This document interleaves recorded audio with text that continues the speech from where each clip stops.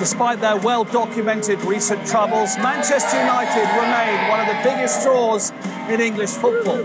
So what a night this promises to be on the Lincolnshire coast for Grimsby Town as the League Two side plot another famous cup upset.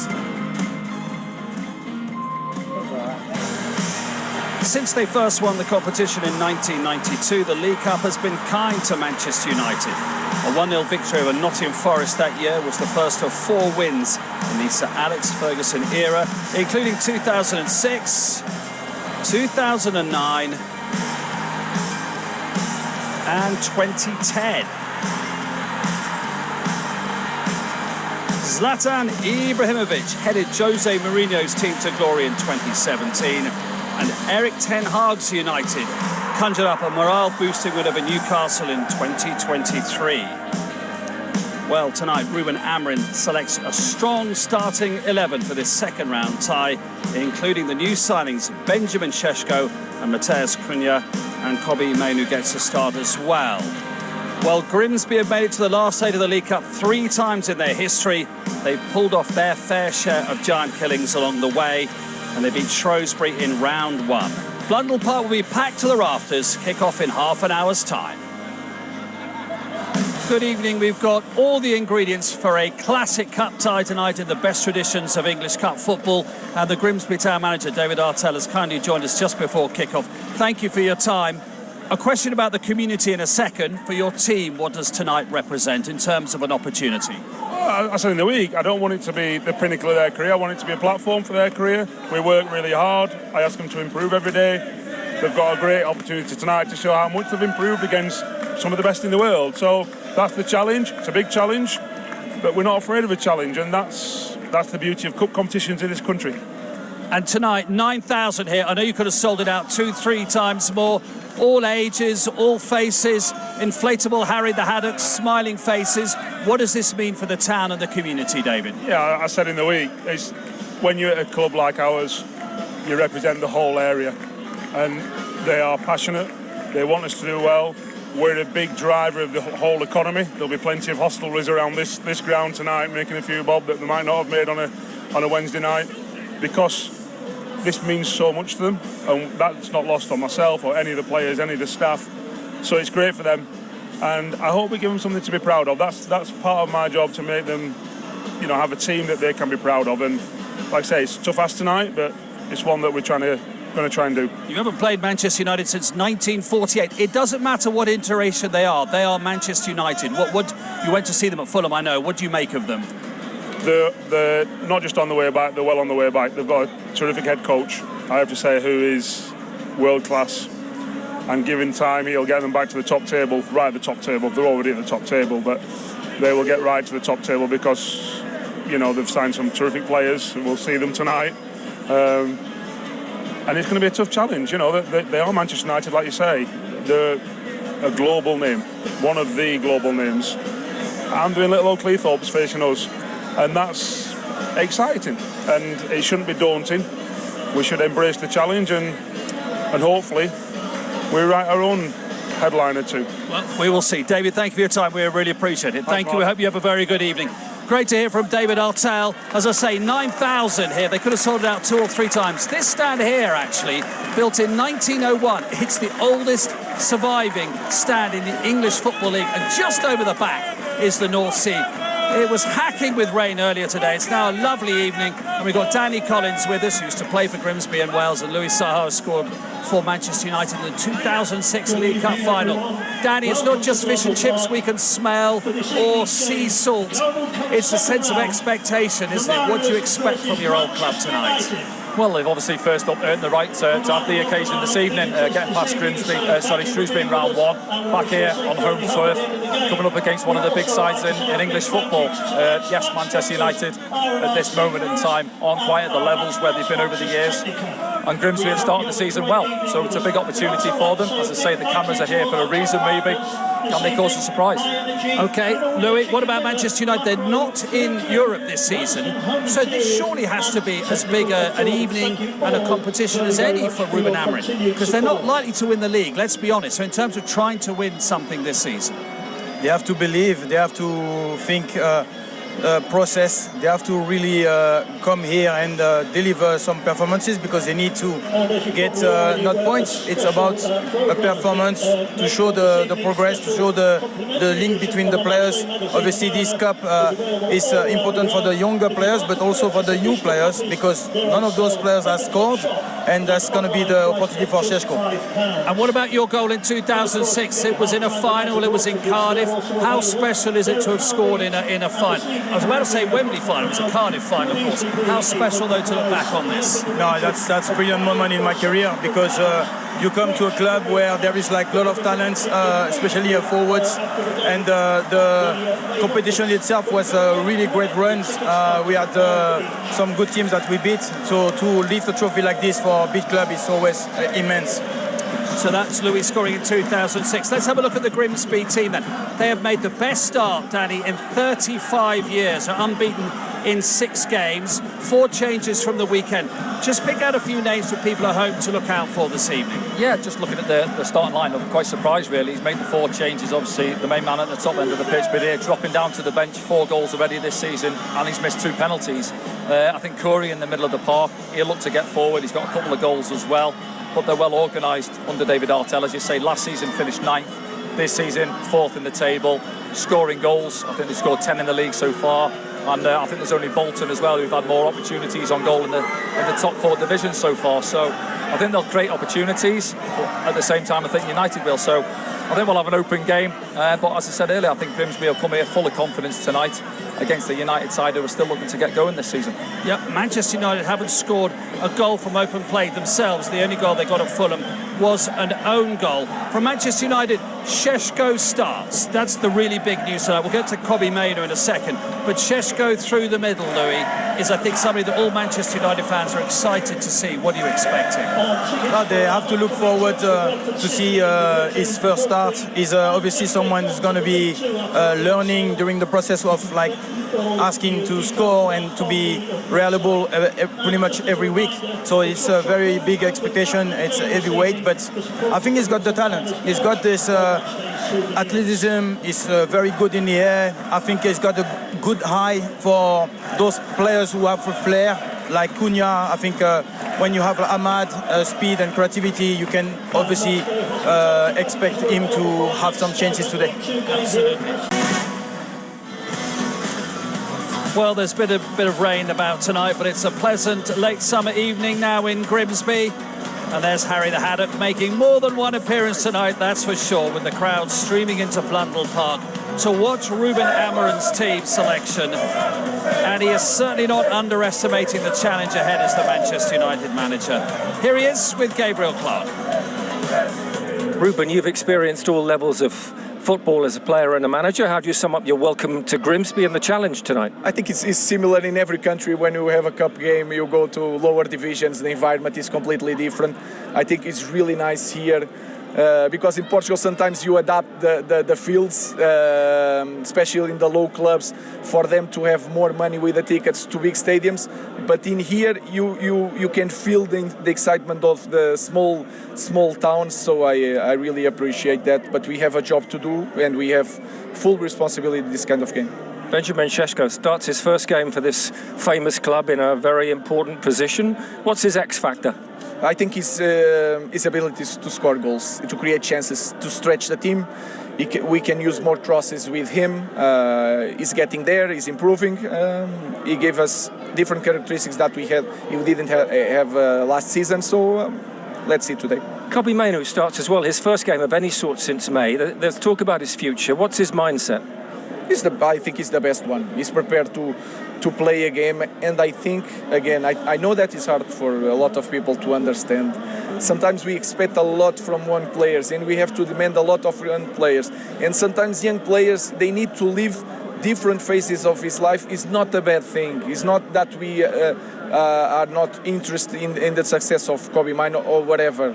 I have a big demands for him, and I expect the best things for today. And no European football, of course. 3 trophies to play for. So, would you agree this trophy is especially precious this season? Every trophy is special because you can give us much time to deliver big things. So we know let's play one game at a time. We are in the moment that we just need to play the next one, and then we'll think about the rest. So today is really important, not just to go to the next stage, but also to improve things that we did wrong against Fulham. We talk about that, we work on that. I want to see that today. Good luck. Thank you very much. They're certainly looking forward to it this evening here at Grimsby. And I'm sure that Kobbie Mainoo's looking forward to it, Louis, as well. He played in the final of Euro 2024 for England, but he hasn't had a minute in the Premier League so far. There is suggestion his future may lie away from Old Trafford. He's too good for that, isn't he? Man United can't afford to lose him, can they? It's a difficult one. The situation is, for me, I think that no player is guaranteed to play here. At the moment, it's a team who has finished 15th and didn't perform, so nobody is like guaranteed anything. So I think the manager is putting everybody in the same kind of like category, but Mainoo has the talent to provide tonight some special things and deserve his place the next week. It's the problem that he only likes to play two in that midfield area, and Bruno Fernandes is the captain, and he is the offensive player and in the position that Mainoo would like to play in. Is that the issue? That's the issue. Of course, there is no many place in that midfield. They have already a lot of problems because through the season we've seen that they hard-powered all the time. The speed, the creativity is not there. So we have to have competition in that midfield, and Kobbie Mainoo has like struggle, but there is other players who need to answer this, like Mason Mount, Bruno. There is a lot of players, so it should not be only Mainoo.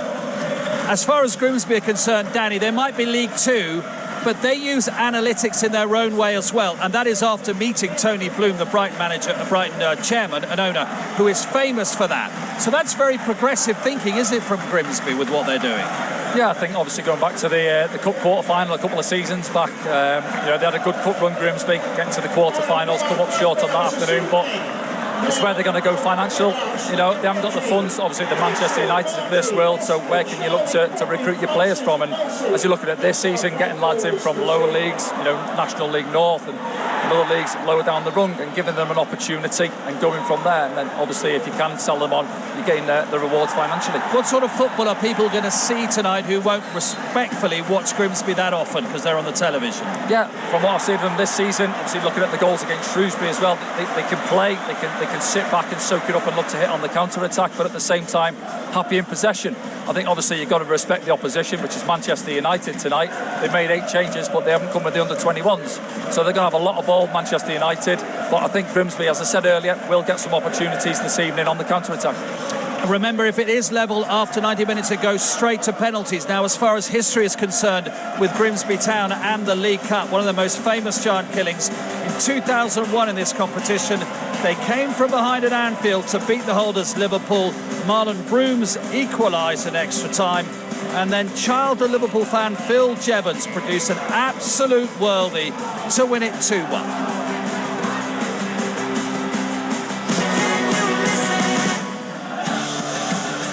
We've got some fantastic live championship games to look forward to on ITV and STV this autumn, and there's a definite derby theme to our selections. First up, the much anticipated South Coast clash at St Mary's. Southampton host Portsmouth Sunday the 14th of September. In October, it's East Anglian rivals Ipswich Town and Norwich City at Portman Road. Then in November, the small match of Sheffield Wednesday and Sheffield United. And we finish the calendar year at Pride Park in December. Derby County against East Midlands rivals Leicester City. We'll also bring you more live Carabao Cup action. And what a game in prospect tonight here at Blundell Park. For the first time in 77 years, as Harry gets a bit of inflating there, it is Grimsby Town playing Manchester United. Louis, we mentioned obviously Šeško's debut. Ahmad's been a shining light really the last 2 seasons. What about Cunha? Feels like he's settled in very well. What do you think? Very well. I think he impressed during pre-season. Physically, you can see that mentally as well. He connected with the other players. He's got this Brazilian style where he's got his flair, his technique, right?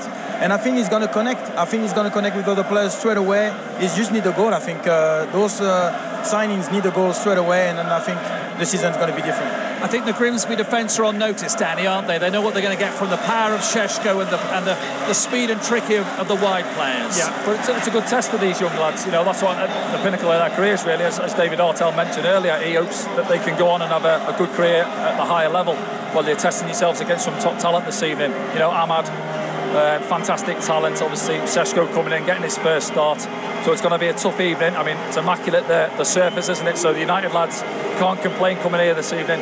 But yeah, we hope for a good game of football. Yeah, the pitches aren't a leveler anymore, are they? Which is good and bad, if you know what I mean. What about Man United's back three? There's a little bit of inexperience there, maybe for Grimsby to profit from. Yeah, that's what I'd be looking at. Obviously, Harry Maguire, that bags of experience in the middle, but Fredrickson to his right-hand side and young Aidan Heaven coming in on that left-hand side of him as well. So inexperience either side of him. So maybe Grimsby will have a look at that. If they'd have known beforehand, they might not have changed their starting lineup as much as what they have done from the regular so-called 11. But I'm sure we'll see him throughout the course of the evening. And when you're the experienced player, Louis, at a ground like this, what does your mentality have to be? It's not what you're used to.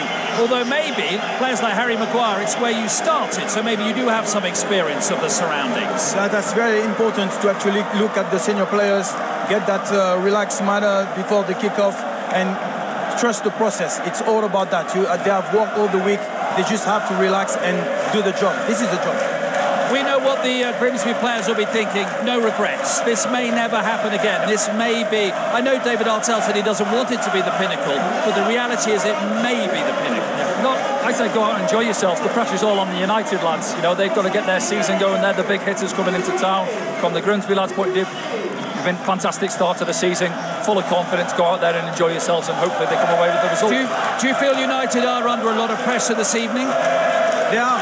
They think that they trust their process. Yes, Amorim, that's what he said. They have to relax and not thinking about the result. Today, that's not the case. They need a result. They need a performance. So it's all in one. It's interesting, isn't it? We've got the Champions League draw at the end of the week, and Manchester United aren't even in any of the European draws. That just shows, as Louis says, why they are under pressure tonight, United. Well, exactly. It's cup competitions for them. It's important tonight, and I think Ruben Amorim mentioned that, and he was honest in his pre-match chat, wasn't he? So it is a big evening, and for the lads he's named as well, they're fighting for the starting shirt in the Premier League, some of these boys. So thanks for a good cup tie.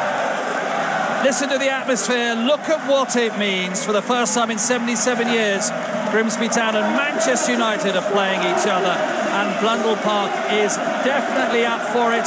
The live action coming next.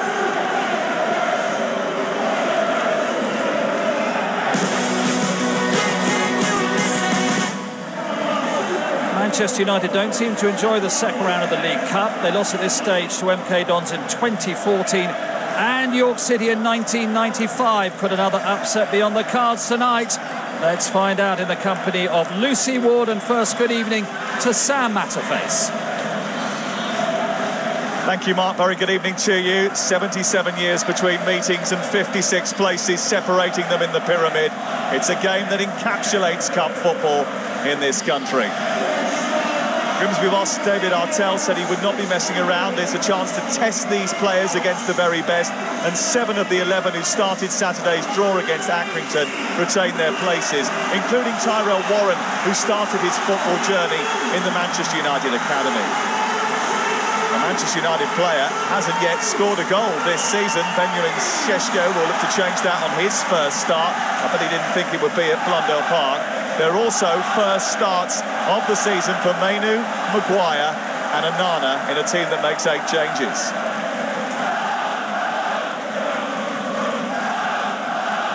Well, the finance director here at Grimsby reckons that Benjamin Šeško's transfer fee alone would be 13 years' worth of turnover at Grimsby. That should illustrate the difference between David Artell's team and Manchester United.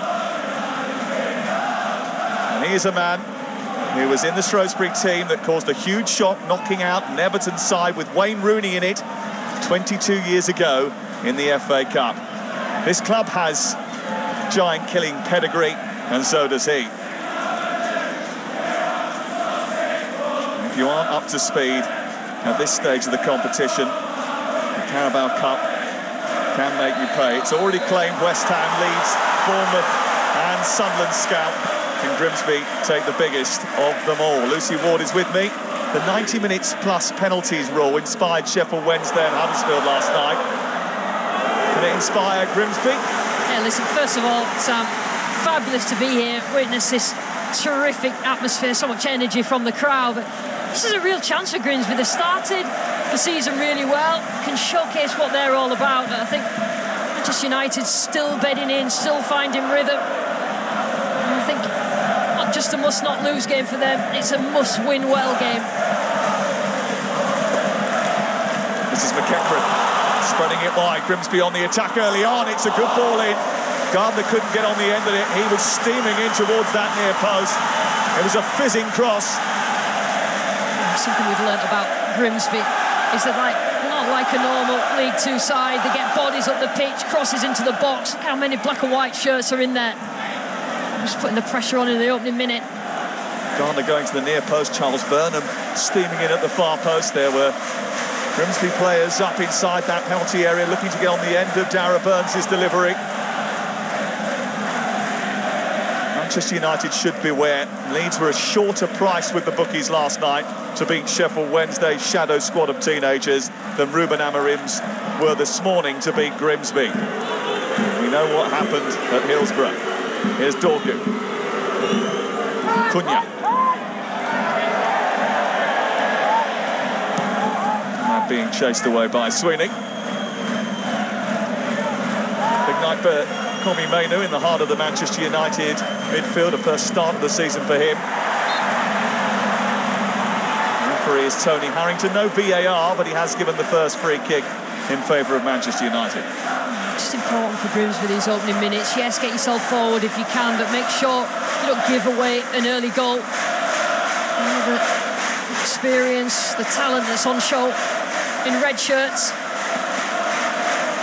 What's really impressed David Artell about the Grimsby players is that they haven't lost focus since they found out about this game.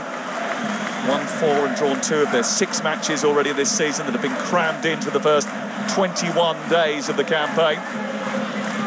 They'll need to retain their focus here.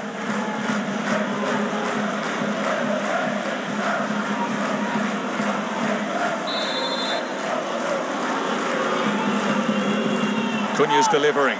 Almost came through to Maguire. Sesko was lurking. There was a bit of pushing and shoving going on, and it's going to be a Grimsby ball. Make the sense that perhaps the referee's whistle was coming there. Look at Maguire just trying to get himself on the end of it. And Warren did well just to get his body in between, but can these set pieces cause a problem? There's a few players in this Manchester United team who haven't had the opportunities to start already this season and want to make a mark, and I include Kobbie Mainoo in that. Very surprising. And the rumours around him wanting to leave, or not wanting to leave, but not getting time on the pitch. He's a young player who wants to play, and he's such a good young player. This time last year, he looked to be central to Manchester United's present and future, didn't he? Tipped for a role in the central midfield of England as well.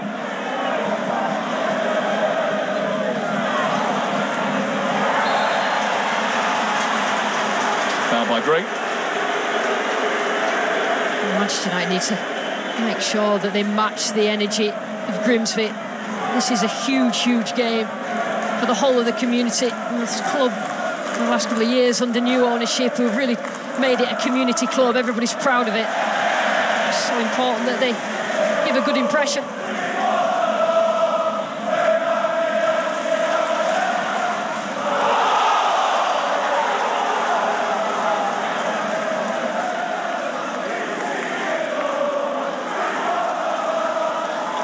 Loads of goals going in elsewhere tonight in the second round of the League Cup. Fulham lead Bristol City by a goal to 0. Brighton already 1-0 up away at Championship Oxford. A little bit short from Ahmad, and Sweeney has sent the ball to Gardner. Grimsby on the offensive again. Burns inside the penalty area. Green is free at the far post. Still not clear by Manchester United.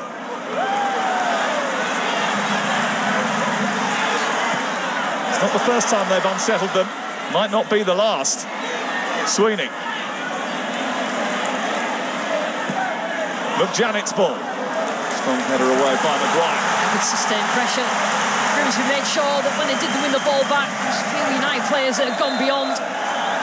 We do like to get players forward. We've seen that again.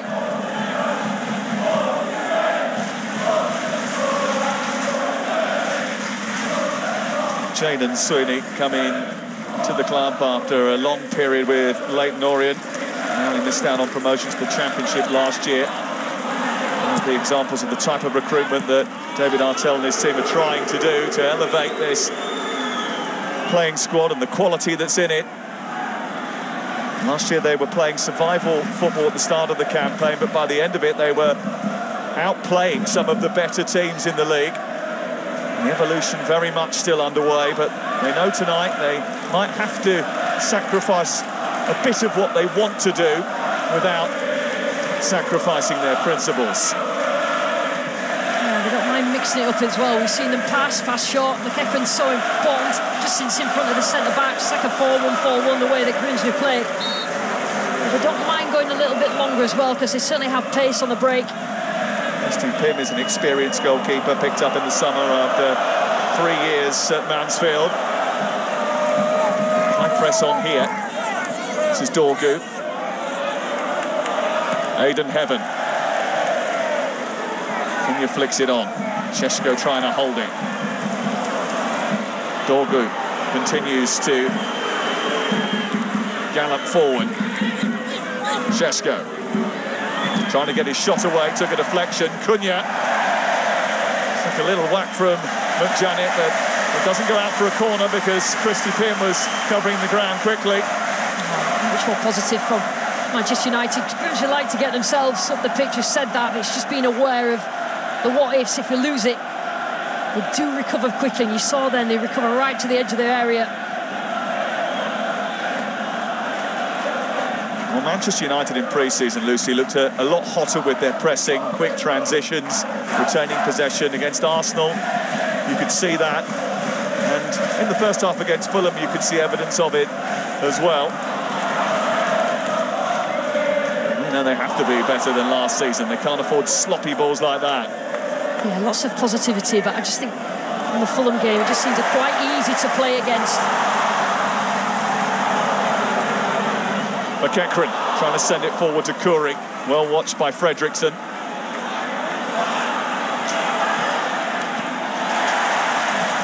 Manchester United are definitely not going to have it all their own way. This is Gardner. Grimsby are not giving them a minute. Did that go out? Certainly Tony Harrington, the referee, thinks it did. He's had a busy week. And he's had a busy start to the game. Yeah, positive start. Combative, energy, intensity from Grimsby, and I'm sure this is exactly what Manchester United expected. David Artell played over 500 times in the Football League at Crewe, Rotherham, Wrexham, amongst others.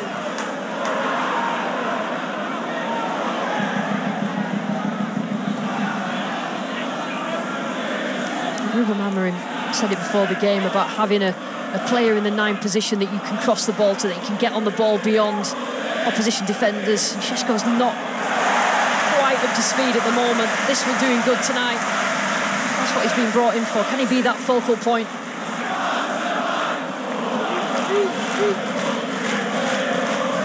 That's the one problem that hasn't been solved yet. And it is early days, but it is a team that don't score enough goals.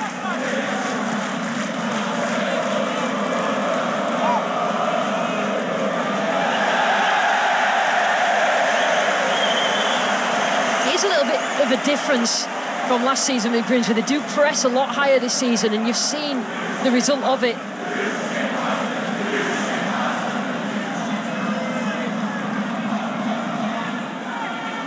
Warren.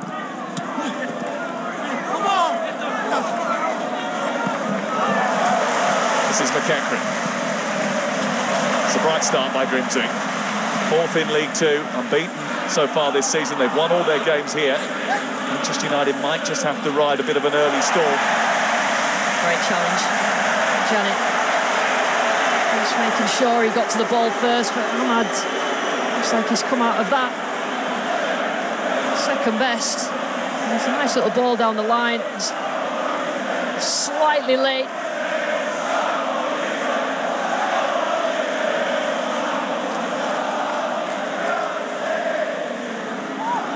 hopefully it's not too serious on Ahmad. It's so important. He's such a good young player that Man United fans want him playing in the team. He's been playing wing back, that they want him in better areas. This is an opportunity for him tonight.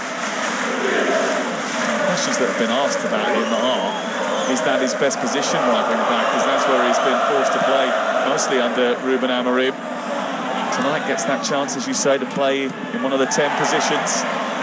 I have an issue with profiling players, the right players for the different positions of this Amorim system. Not quite got it right yet. Manchester United haven't quite got it right here tonight yet. There's been a few mistakes. A little bit rattled by the early pressure that Grimsby have put them under.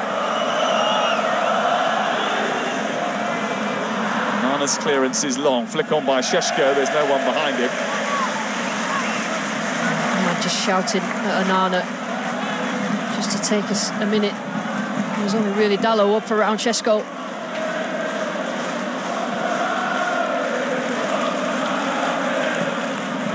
Sweeney forward. Curry trying to win it with Tyler Fredrickson, who's got a big job on his hands. One of the first team squad now, made 2 appearances at the end of last season when United had decided to prioritise the Europa League.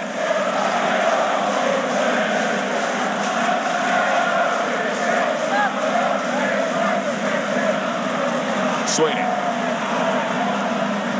Played in towards Gardner. Manages to get a free header in on goal. Offside flag, I think, would have been up anyway. Cunha trying to get away from the defender. Shows good strength. Trying to poke that through to Šeško, but Mrđanić was there to stand in his way.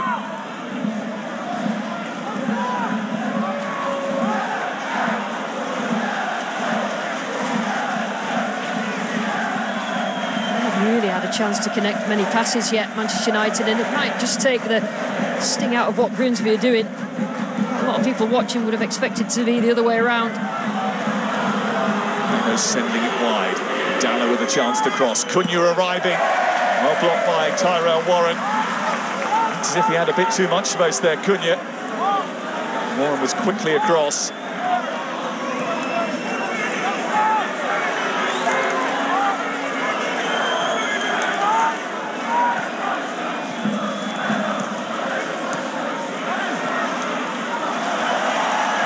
Really managed to get Meno on the ball, facing in the right direction yet.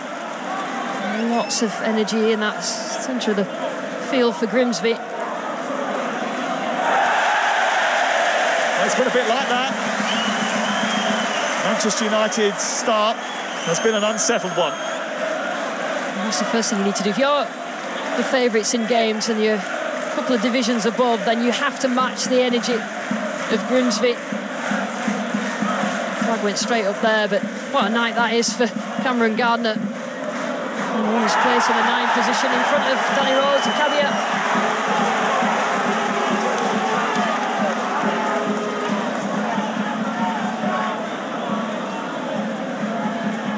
Well, he's from the northeast, signed from Gateshead, signed a new deal last year under contract till 2028. He missed half of last season with a serious thigh injury. Scored against Shrewsbury in the first round of the competition. Now he would love to get on the score sheet tonight against Manchester United. Grimsby have looked the likeliest so far. It's been a fast start by the home team. And they win a corner. Yeah, those runs are so valuable. I don't care what level you are. The runs from centre midfielders beyond the forwards have to be tracked, but Curry's done that again. There's an intimidating atmosphere at Blundell Park tonight. 9,000 crammed into this tiny little ground right next to the beach.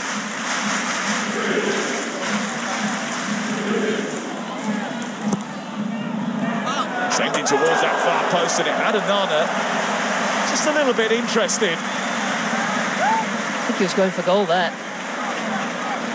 Not far away. It's only Onana just making sure. Trying for Olympico.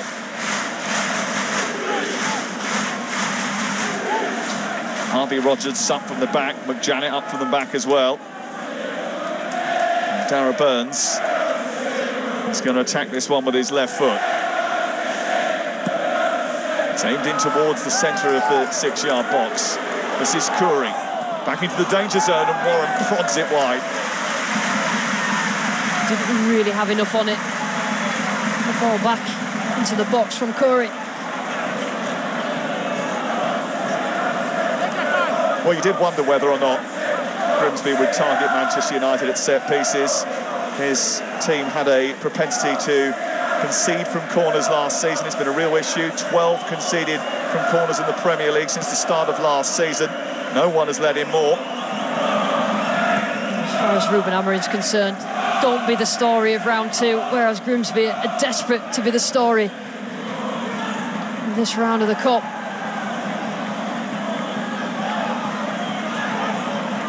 Maynard. Examined. Tried to bamboozle the defence, ended up bamboozling himself.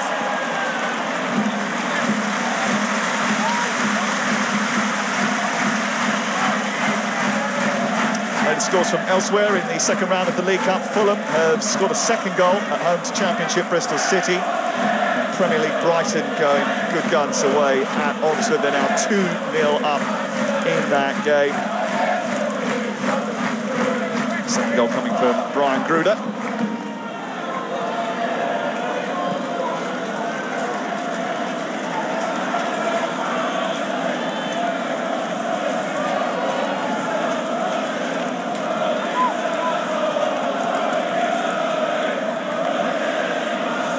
Manchester United just need to get on the ball and enjoy a bit of possession, don't they? Absolutely. I said before, that hasn't happened very often, where they've had periods of play where the connecting passes been too much of a, they've either been under pressure or in too much of a rush to raid up the pitch, and it's really come from it, and that's been the problem. You know, the distance between the units, the front three want to aggressively press, you know, the back five a little bit more defensively minded, and the two in midfield are certainly isolated. That's how it's gone under Amorim at the moment. Maynard.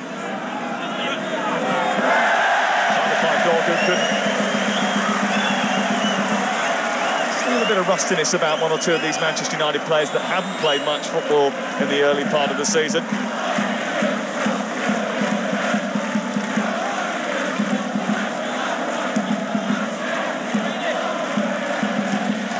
It's fascinating. If you go back to last season and you think about that iconic picture of Kobbie Mainoo, Alejandro Garnacho and Rasmus Højlund sitting on the advertising boards at Old Trafford. Now they seem to be the future of the club. None of them were involved in the Premier League opener. All the game down at Arsenal. Down at Fulham at the weekend, sorry. Mainoo, very, very good young player. It just distresses me how you don't allow an academy player to go. Might have been handballed by Maguire. Picked up by Gardner, who fought and scrapped and got it away from Fredrickson. Charles Burnham feels he was fouled. The referee says play on. Grimsby crowd don't agree with that. Manchester United certainly know they're in a game. Again, just see how detached the units from Manchester United. The front three are right up the pitch, and then there's a huge space because the back five just don't want to step in. Sweeney just wasn't followed in as he ran towards the edge of the penalty area, and if his touch hadn't let him down, Grimsby might have been in an even more promising position. They've been in a few promising positions in the opening 20 minutes.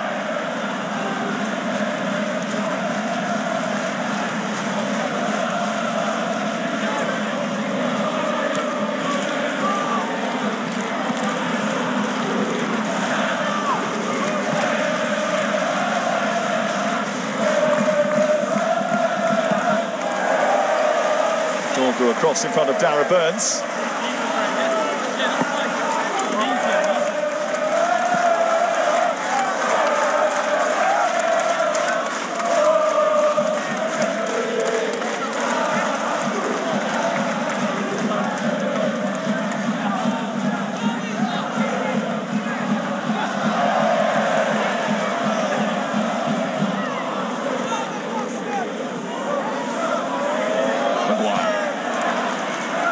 Taken on by Maynard. And watched by Curry. This is Dorgu.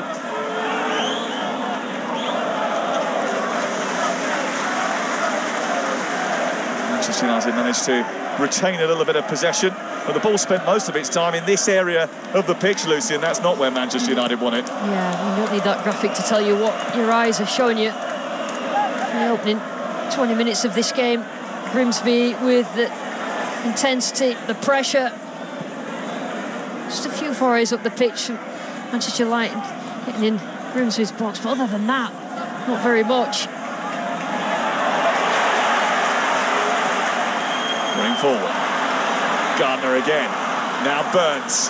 Gardner goes on into the centre. Burnham coming up on the outside. Grimsby leading against Manchester United. Charles Burnham with the goal.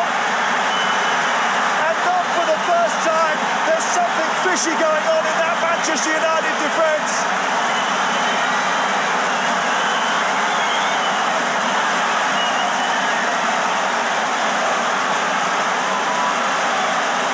You can't say it hasn't been coming.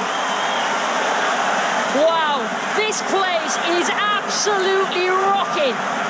And this goal fully deserved from a Grimsby Town point of view. It's good play initially, and they don't mind a pass. Like, sees the pass along to Burnham. And what about that for a finish? Anana's near post, he won't be happy about that. Burns sees Burnham in space, he's got a time for a touch. Brilliant, and really well deserved from a Grimsby point of view.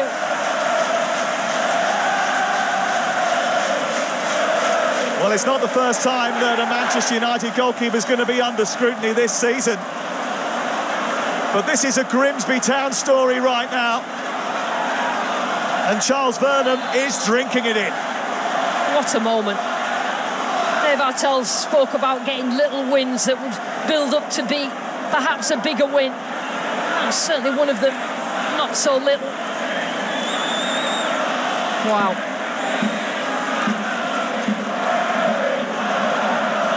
Shesko chasing. And unfortunately for him, so far tonight, he really has been chasing shadows. He has had no service whatsoever.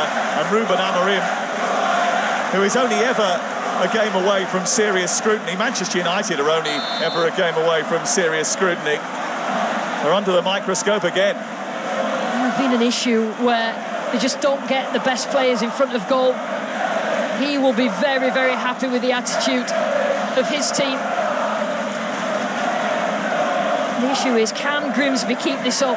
Can they keep this energy up for 90 minutes? There will be lulls in the game, but they've got to make sure they stay compact and defend well. And take the moments, and they've certainly done that so far.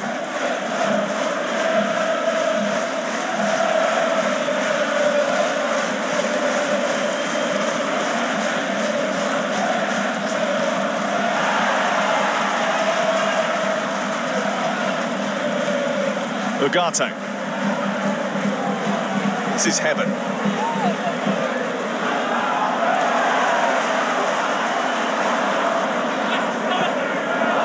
It's given away by Burns. It's given Cunha some encouragement. McEachran trying to stick with him. This is Ahmad. Switching it onto his left foot. I think that probably goes down as Manchester United's first shot on target.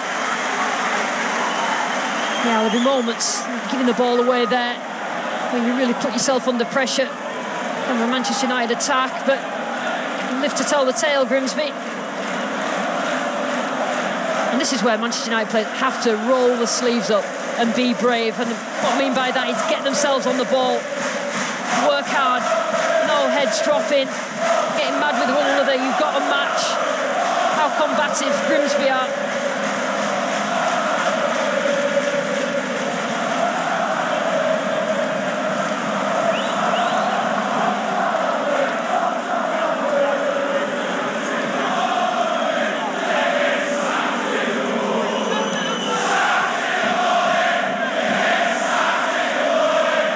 Grimsby fans taunting Ruben Amorim, and they don't just sing when they're fishing, despite the United taunts. Tell you what, that technical area is a lonely place. Šeško.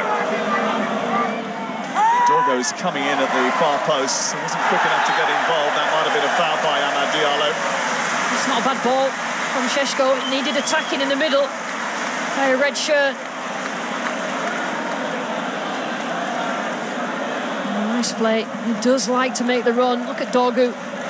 He's got to be further forward. He's got to anticipate where else is Šeško going to put that. He's reaching for it. What a moment for Charles Vernon. Oh, this was fantastic. Perfect first touch. Perfect second touch.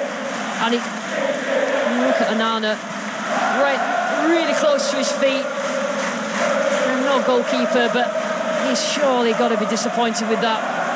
He seemed to go in too easily. Well, Charles Vernon was known for his stunning solo goal against Colchester in 2020. He was cherished for that, and I think he's going to have his name attached to something a little bit more headline making, should the scoreline stay like this.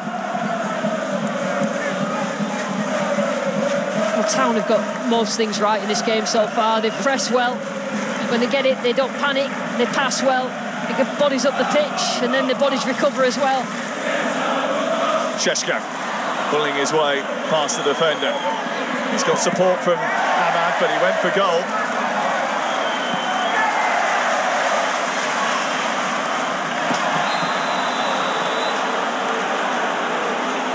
Side flag was up against Gardner. They've got to find a way to get Šeško into the game, haven't they? His goal record at Leipzig, 39 in 87. Pressing machine. He's a grafter. And he is willing to use that 6'5" frame.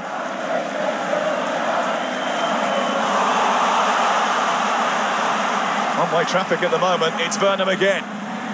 Green trying to get up into the centre.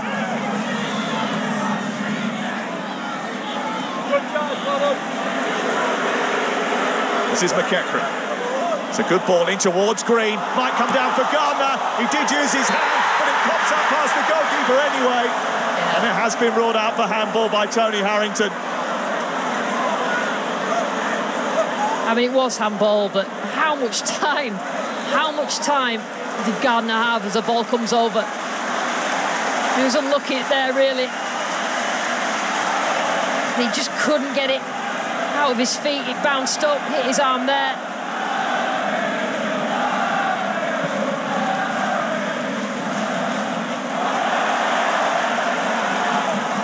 Forward again towards Gardner. He's got another opportunity here. Harry Maguire has to close him down. So they give the ball away in central areas, and then all of a sudden Grimsby are right on top of goal. Burnham again. Hendrickson behind. It's another Grimsby corner. Manchester United have been rocked onto their back foot.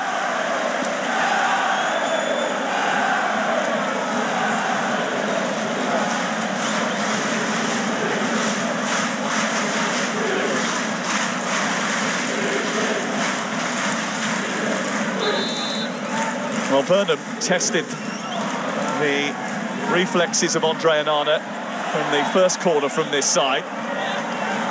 What's he going to try this time around? Certainly Amad is not 10 yards away.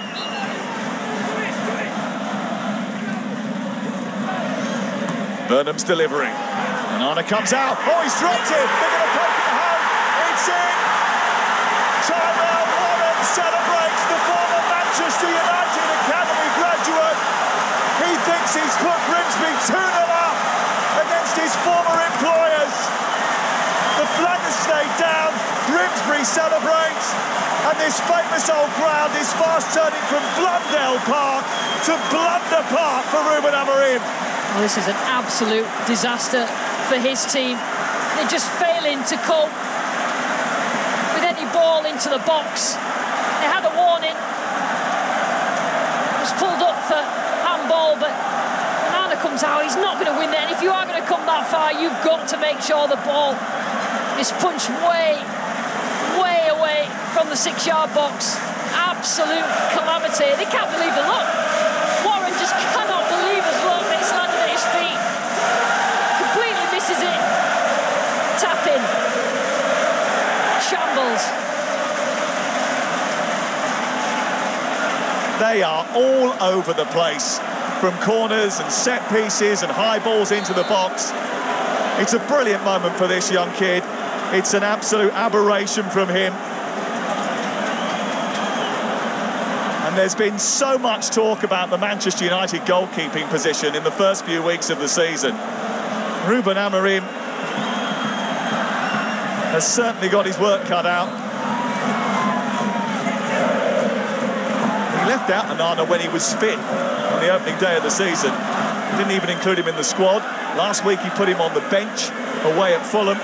Stuck him in tonight. Altay's made a couple of shaky errors in the first couple of games of the season as well. It's an area that they've got to tighten up in, and tighten up quickly. Yeah, there's a couple of players struggling. Young Fredrickson struggling as well at the back. I think Man United were dominating. It'd be easier for the young centre-back, but they're just completely under pressure. Brilliant for Warren as well, because he used to be at Manchester United's academy, scoring that goal.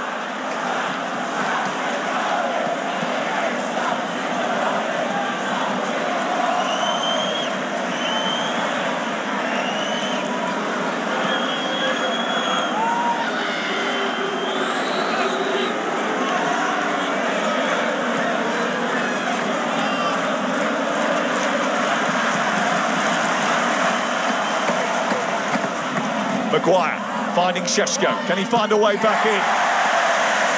Not quite. That's better. Harry Maguire stepping in. First touch probably took him a little bit further forward than he really wanted, or further wide. Šeško.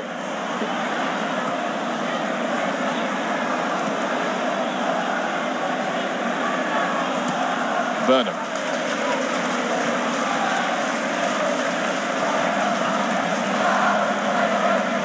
What are Manchester United going to do from this position?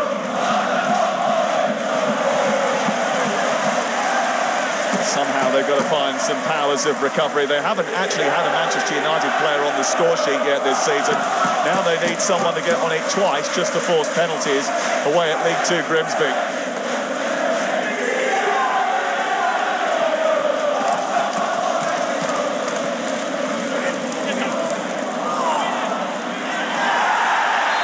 Wants a foul, and he's going to get it. Agate is arguing, but he's not going to get his way. He won that well. I think you could say that wasn't particularly a foul, but the assistant referee was full down that side. These fans in here will not care. I mean, they've approached the game brilliantly, haven't they? Grimsby, right from the first whistle. We knew that they would. The way that they've been playing this season, full of confidence, winning games. Lots of chances on goal. They miss a lot, but they score as well.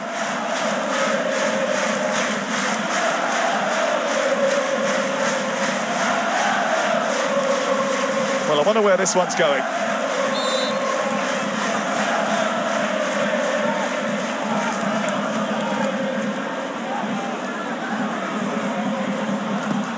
Burnham's delivery. Headed away by Heaven. It's a commanding header as well from the youngster.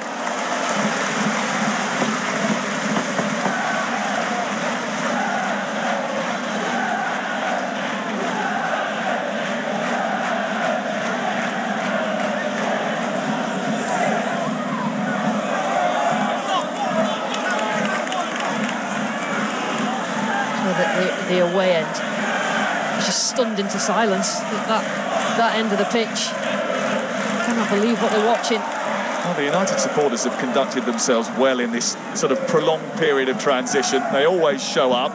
There's 1,000 of them in that away end in the Osman stand tonight. And I bet they can't believe it.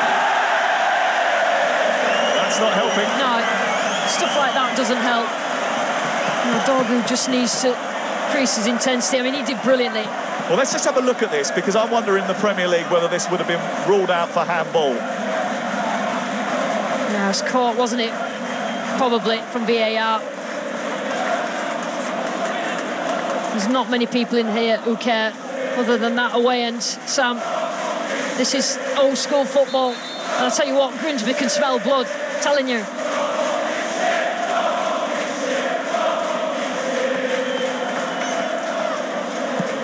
Well, it is a wonderful old stadium, Blundell Park. Used to be able to get 27,000 in here before it was made all-seater. It certainly feels like there's a healthier contingent than the 9,000 that is. Tyler Fredrickson has picked up a yellow card, the first of the game. Yeah, my first thought was that it was just a challenge that Fredrickson could go in for. His initial reaction to the referee was why it was a free kick. It's been a difficult 35 minutes for him.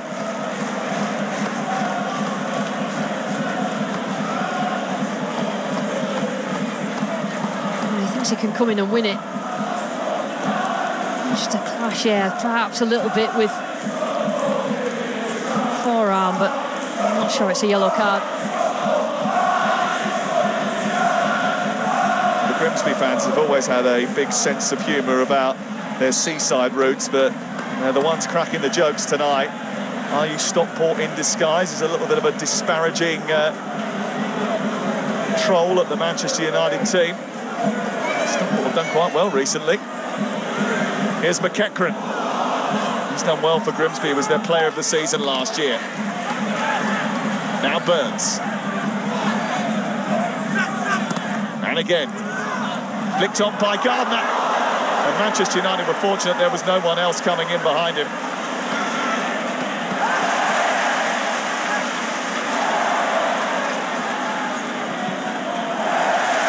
Time the ball goes into the box, it just causes panic. From Manchester United point of view, and Grimsby look like they're going to have another shot on target.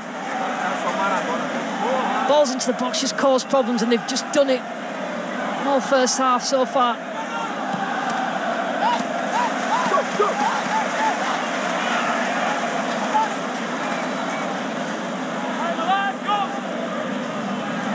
Well, the Grimsby crowd certainly trying to enjoy themselves. Their blood is up, and if you did hear any offensive chants that the Grimsby supporters may well have come up with, then we do apologise for the industrial language. Manchester United have got to try and find a little bit of heart and soul and resolve to drag themselves back into this game, because every time that ball goes in, it's panic stations. Just putting themselves under pressure. Nana shouted at Dallo. Did he get a call? Probably didn't even hear him.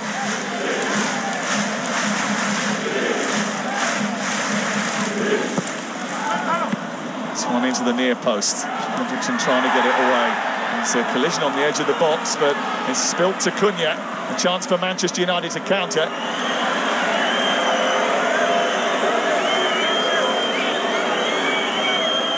Dorgu looking for Sheshko. Sweeney did really well. It's a great challenge by Rodgers. Had that ball in the box from Dorgu. Just taking a couple of touches on the ball, just allowed Grimsby players to recover, because they certainly do that very, very quickly. Just recover into really compact shape on the edge of the box. Dorgu felt that. May just have caught him with the follow-through, actually. Aidan Rodgers, Harvey Rodgers. It was fascinating listening to Jason Stopwood, who is the Grimsby Town co-owner, earlier today. He said that people thought when the draw was made we'd rather be at Old Trafford, and maybe financially that was the case. But he said Manchester United will not like coming to Blundell Park. He ain't wrong. This atmosphere has been incredible from the start. Oh, just went over on his ankle as well after that foul. If Manchester United are going to find a way back into this game, and getting a goal before half-time would be a great start.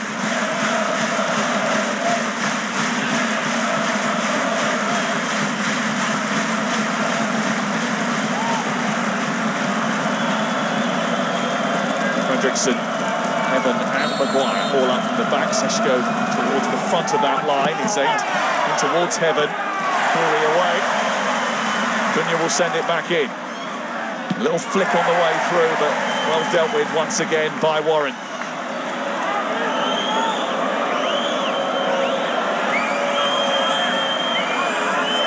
Dorgu.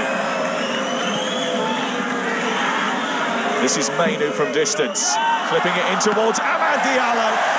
Well, he executed that brilliantly, but couldn't steer it either side of Christy Pym. A little bit of class coming from probably Mainu in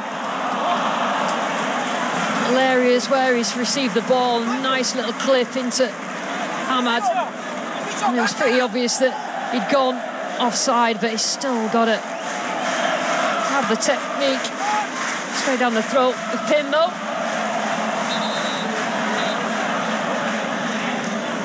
They're doing the work without the ball as well, Grimsby. Making sure that they're putting their bodies on the line and scrapping to stay in front in the game. They're outplaying them. They're outplaying Manchester United, Grimsby. This is not luck while they're 2-0 in front at this stage. They've been absolutely superb. They are a good footballing side. They've smartly recruited. They've had a plan of how they want to operate. They've executed the plan tonight superbly. Dallo's cross, Šeško's header, kept out by Pym. It's a save. No, he hasn't had that much to do, Pym. He kept his concentration. Šeško, to be fair to him, has tried to make the best of everything that's gone in the areas for him. Gets it on target. Good sighter. The big centre forward.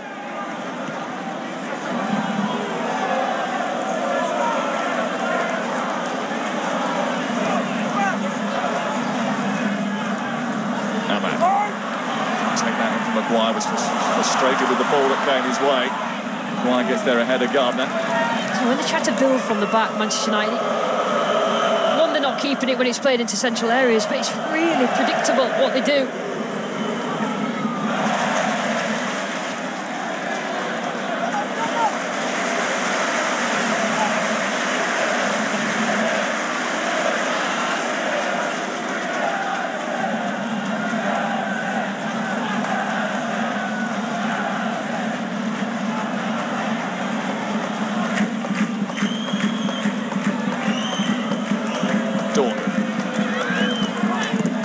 Šeško again, mopped up by Tyrell Warren again. On the first half he's had. Brilliant. Young Manchester United ex-academy. Warren. Great goal. Great moment for him. Dorgu. Chance to cross. It's another one that's just overhit by Patrick Dorgu. Mainu.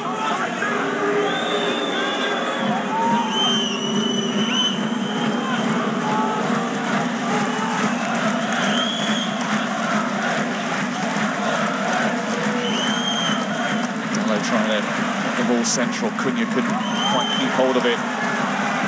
Still got possession. Starting to find a route towards the edge of the Grimsby penalty area. Cunha might have to do it all on his own here. Janet gets in front of him.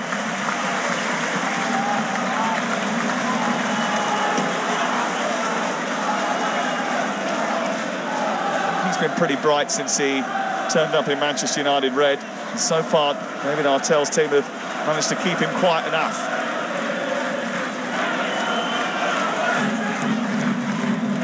Flicked in towards Šeško again by Mainu.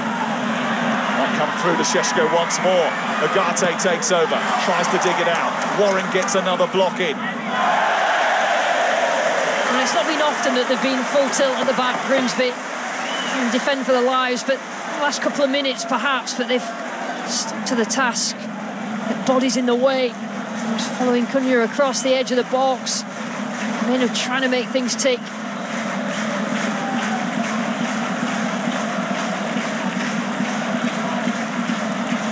Well, the Manchester United fans glum-faced and stunned. I think he is too.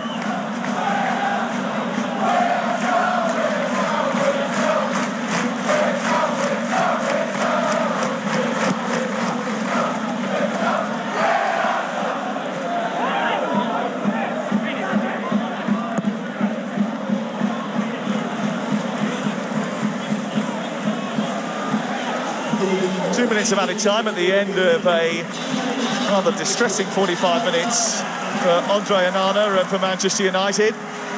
We'll have to regroup at half-time. If you're Ruben Amorim, do you start thinking about making changes, or is it too early for that? I think he has to. I think he has to make a statement. You know, they surely can't play as bad as they have in the first half in the second, but I'm surely he's going to make some changes, Amorim.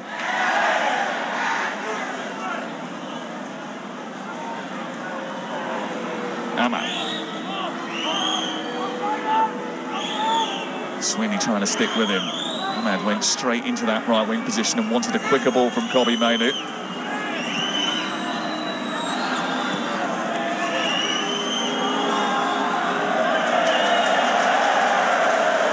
That's excellent from Grimsby. Retain their shape, cut off the passing lanes and force Manchester United to start again. Warren manages to squeeze it through. Ahmad turns it over.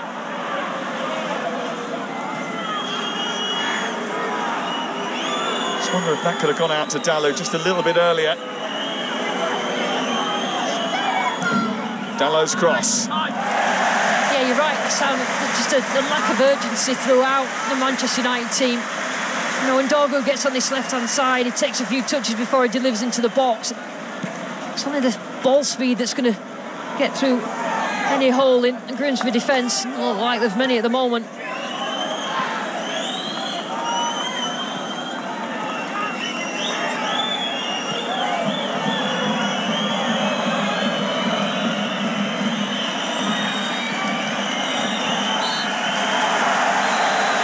Well, Grimsby Town have giant-killing pedigree, but inflicting defeat on Manchester United tonight would go high up on their list, next to that Liverpool win at Anfield 24 years ago. Right now, Warren and Vernon look like putting themselves in Phil Jevons territory. But it's only half-time, and there are still 45 minutes for Manchester United to burst the Blundell Park bubble. Half-time it is, Grimsby Town 2, Manchester United 0.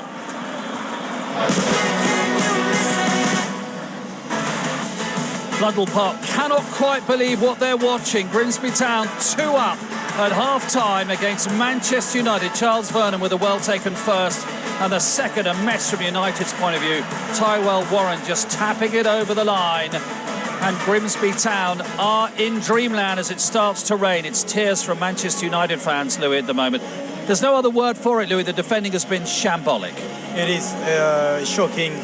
They don't have the legs, they don't have the awareness, they don't speak. Those mistakes were correctly punished by Grimsby. They done really well, so all the credit to them, but horrific mistakes again from Onana. So we lost this first half, but now there is big mountain. Absolutely, that's right. From the Grimsby point of view, David Artell's only just gone down the tunnel now, talking to some of his coaching staff. The first goal, how much of that is a product of Manchester United's system and where the spaces were for Grimsby to exploit? Yeah, I think so. They got themselves in a mess in the middle of the park. United, you see the ball drops into Ahmad. There's a heavy touch there. And then, you know, is it Ugarte? I think they run into each other, and then they're on the counter. Yeah. They feed it out to Burns on this right-hand side, so you're winger to winger there. Charles Vernon, look at the space he's got on the far side. Fredrickson comes really narrow. Dalot can't get back in, and as you say, Mark, that's the problem in a wing-back system, the distances. It's a lovely first touch, by the way, from Charles Vernon, kills it dead, but Onana at his near post. There's not a lot of goal for Charles Vernon to aim at there, but puts his laces through it, and and do you know what? Grimsby deserved it. You can't argue at that stage in the game. There are some question marks about Onana on the first goal. There are serious accusations on the second goal, aren't there? This is the 9th time that he's made a mistake and it's led to a goal since the start of last season. VAR might say there's a handball in there. They might say also that Onana cleaned out Rodgers, one of the attackers. It's still, as goalkeeping, it's too, what word would you use? No, that's not excusable here. You can see that he's not sure when he's coming out. There is like no contact at all with the ball. You know, not even his eyes are on it. So the first one is for him. I think the second one is again for him. It's so many mistakes. That's not Manchester United, and I think he knows it. Sometimes when you're so close to something, you can get really nervous. What should the Grimsby approach be in the second 45? I think it was important getting in at half-time with the 2-0 lead. Obviously, Šeško was quite lively, had a couple of half chances there, Ahmad as well. But come out second half, just keep that intensity, really. They've got good opportunities, throughout the first half, really, and some players that come off the bench and have an impact on the game as well. So they'll be delighted in there. It'll be an easy team talk there for David Artell at the break, but not so much for Ruben Amorim at this moment in time. They've been a bit of a mess, United. Louis didn't enjoy that, watching it in the green room there, did you, Louis? So he's in a lot of pain. The man in pain here. He's got to make some changes, hasn't he, Amorim? You've got Bruno Fernandes and Mboma. Because actually, Šeško, you've liked him. He's looked like he's got something about him, hasn't he? He looked lively. The way he goes about, you can see that he's got his confidence, but he's always aware, he's scanning the pitch, and I think there is things that's going to come out from him. But the thing is, the tempo is not right. The crossing, the kind of like, half pace, half pressing, those are not much United. Every time you're going to do that, any teams, any leagues will punish you. And this is where they find themselves always in that mix all the time. What a huge 45 minutes ahead for both Grimsby Town and Manchester United, and for David Artell, the Grimsby manager. 45 minutes away from the greatest night of his life. For Ruben Amorim, it would be humiliation. Let's see what happens. Join us again in a few moments' time. Coverage of that one as well, ITV1 and STV. I have to tell you, we had a little bit of lightning, some thunder, some rain, and Manchester United, not surprisingly, are bringing on the big guns. Bruno Fernandes coming on, I think De Ligt's coming on, not confirmed yet, and probably Mboma, because of course, Louis, were they to get one, the way that football works, the entire atmosphere and momentum changes, doesn't it? Yeah, it will put definitely pressure. The momentum will change, the confidence will change. Obviously, if they score in the first 10 minutes, that's a different game. That's definitely the scenario that Amorim is looking for. He put 3 big players. They have to have that kind of charisma to help those boys, because they have their head downs. It's very important. And if you're David Artell, here come Grimsby, you say, don't you, Danny, this first 15 minutes of the second half will be more intense than anything you've ever come across before. Yeah, no, exactly that. Yeah, you say they got the 2-goal lead, just continue where you left off, really. I've started really well in the first half and finished quite strong as well. Got the 2-goal lead. It's up to United now to come out and try and get back in this game. So, again, there'll be opportunities, I'm sure, on the counter for Grimsby. Well, what a second 45 minutes is going to be. Can Bruno Fernandes, the Manchester United captain, lead the fight back? And here's the summer signing, Brian Mboma from Brentford as well. United 2 down. Lucy Ward and Sam Matterface with the second half.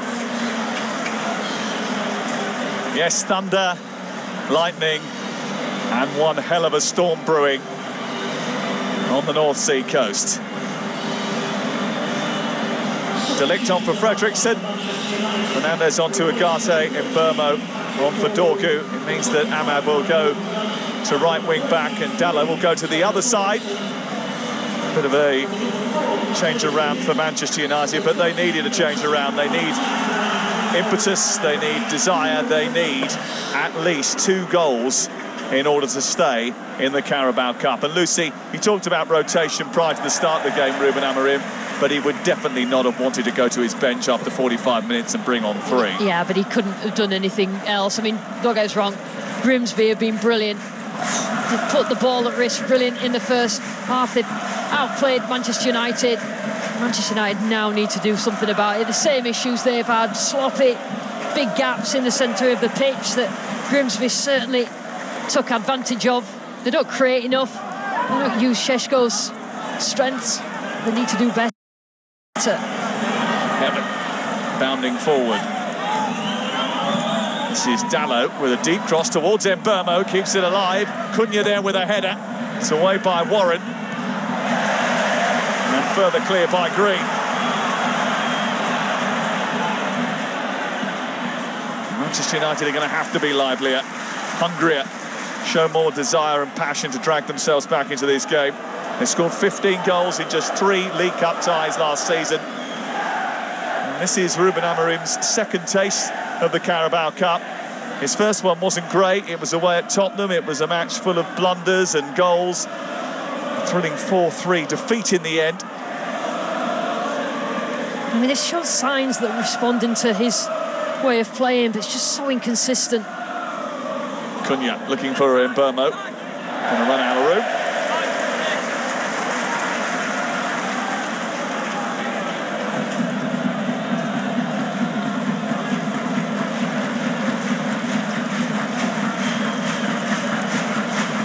Ruben Amorim led his former club Sporting to their first Portuguese title in 19 years, turning it all around very quickly there. And it's going to take some magic for him to get Manchester United back to the level that they want to be operating at.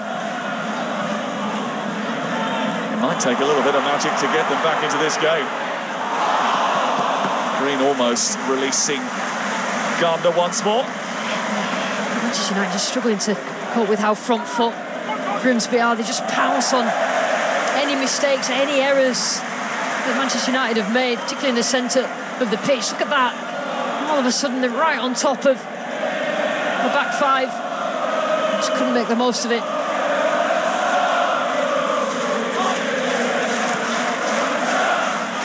Side flag is up against Burns.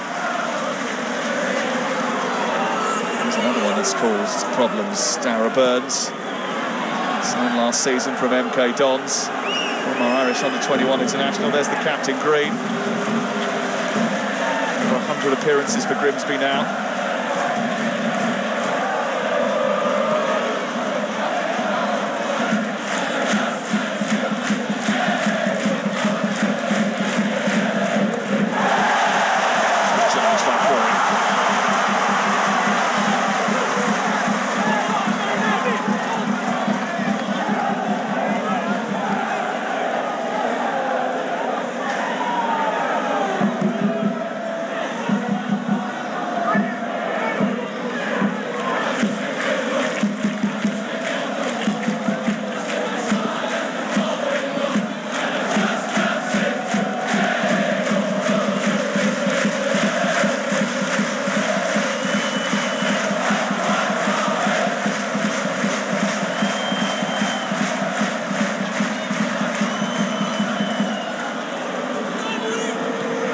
Away by Rodgers.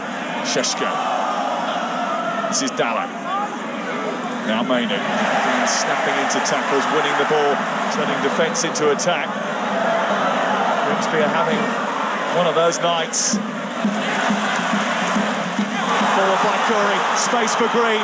He's got two inside the penalty area. He tees it up. It could be a third. It probably should be a third. It goes out for a corner.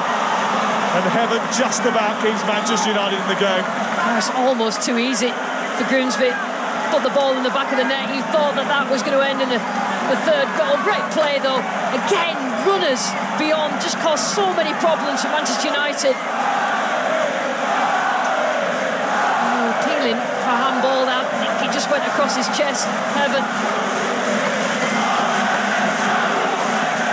Darragh Burns thought he was putting Grimsby into heaven, but in the end he just found heaven.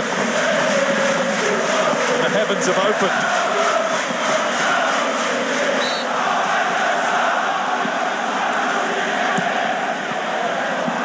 Back post.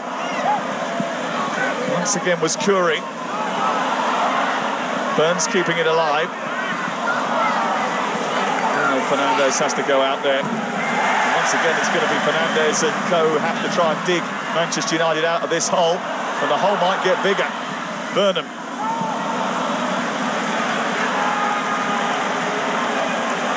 Dallow steaming forward. Mbeumo. Gardner can't get it away from Cunha. Now Ahmad. Cunha joins the attack. Cunha's ball in. And it's well dealt with again by McJanet and Pym ahead of Šeško. And then Ahmad's effort is wide of the goal. Better for Manchester United in terms of the energy and desire. Cunha working hard to try and get beyond, getting the ball in the right areas for Šeško, but Grimsby again equal to it.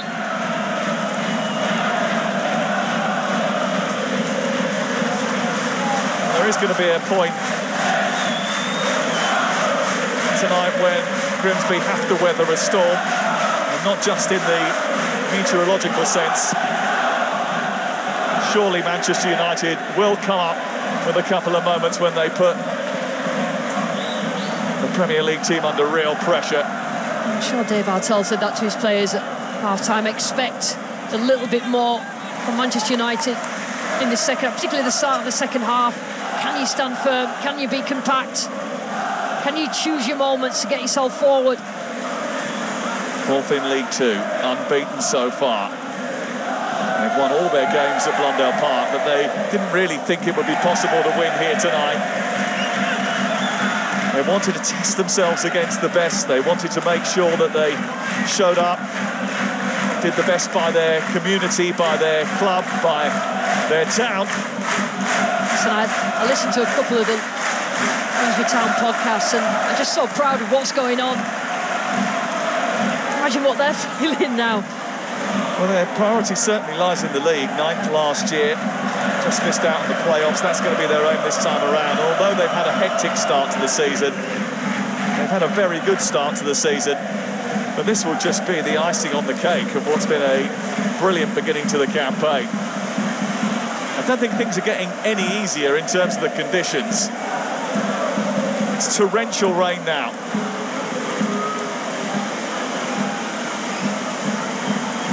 Mainu. This is De Ligt. Ahmad. Now Mbeumo.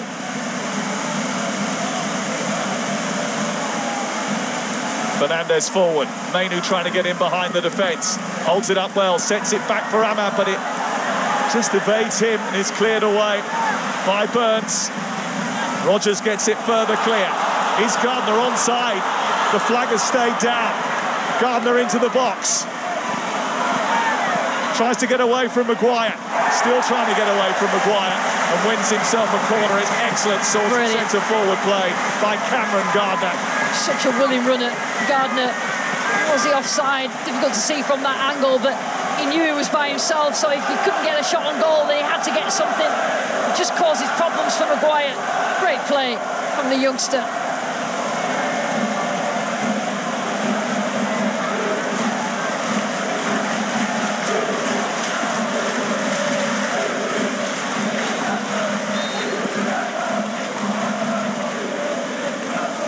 Didn't have a jacket on in the first half.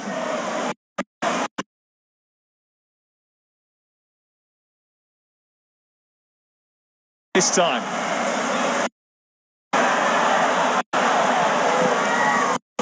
Ahmad. And just when you think this weather can't get any worse, it does.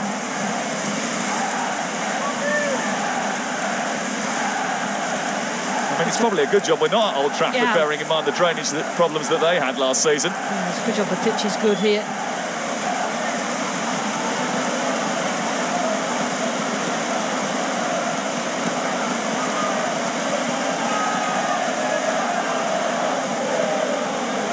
Fernandez. Mainu. He's got space out on the left for Dallo, but he went centrally instead, and that meant Cunha ran into a knot of black and white shirts. And they're off and running again. Just trying to force it that time, Burns. What's the saying? Can you do it on a rainy night in Cleethorpes? Well, the answer so far, if you're Manchester United, is no.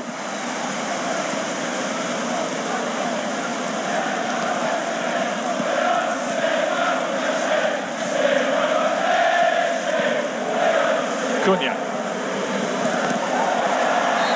And sloshing around all over the place now. He's having a go. Cunha trying to drive his team forward. In the end, wins the foul. Continues like this, we might need some armbands.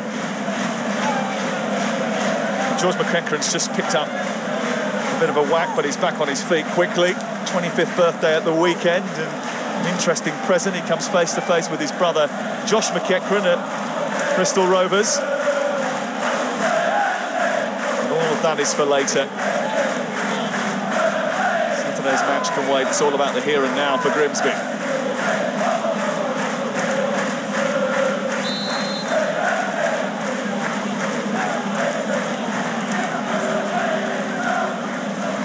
Mbeumo to deliver. Aims it towards Heaven. Just too high from Aidan Heaven. So close to his first Manchester United goal.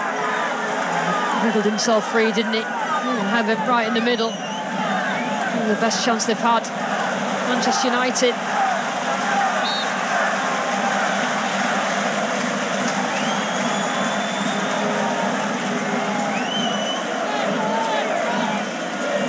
the archetypal domestic cup game, isn't it? Lower league opposition against Premier League opposition. Tight, intimidating ground, and conditions to battle as well for the top flight team. Deep ball aimed towards Vernon, heads it down, and Arna just about grabs it. Not only have they passed it well, Grimsby, but the decision making with the passing, when to go and pass short, when to go a little bit longer and direct, has been very, very good.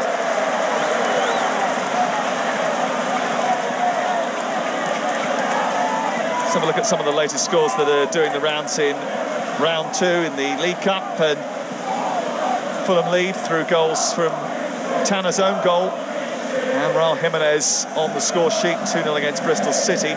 4 goals now for Brighton and Hove Albion away at Oxford. Gomez, Simas, Gruder and Boscali on the score sheet for the Seagulls tonight. And Charlie Alcaraz has scored for Everton at the Hill Dickinson Stadium. They lead Mansfield by a goal to 0. That is one impressive arena, by the way. So is this one. You're not wrong. Different type of stadium, that's for sure, but certainly just as atmospheric tonight.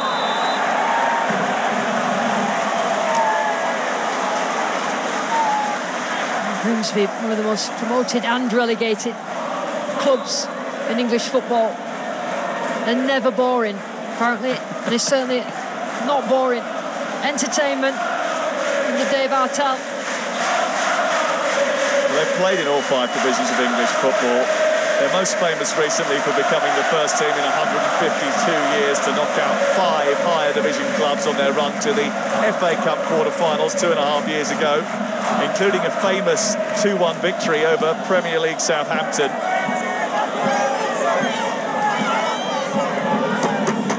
Could be another big scout tonight. De Ligt's ball into the near post. Fernandez to Ahmad. Fernandez again.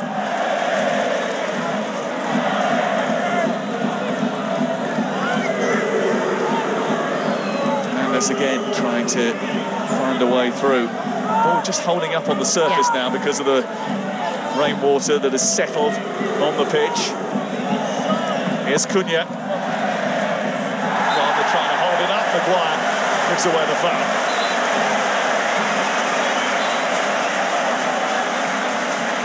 Conditions have certainly played a part in the way that the second half was progressed. Trouble passing, seen a little bit differently, but it's good play again by Gardner. Just giving his team a little bit of respite.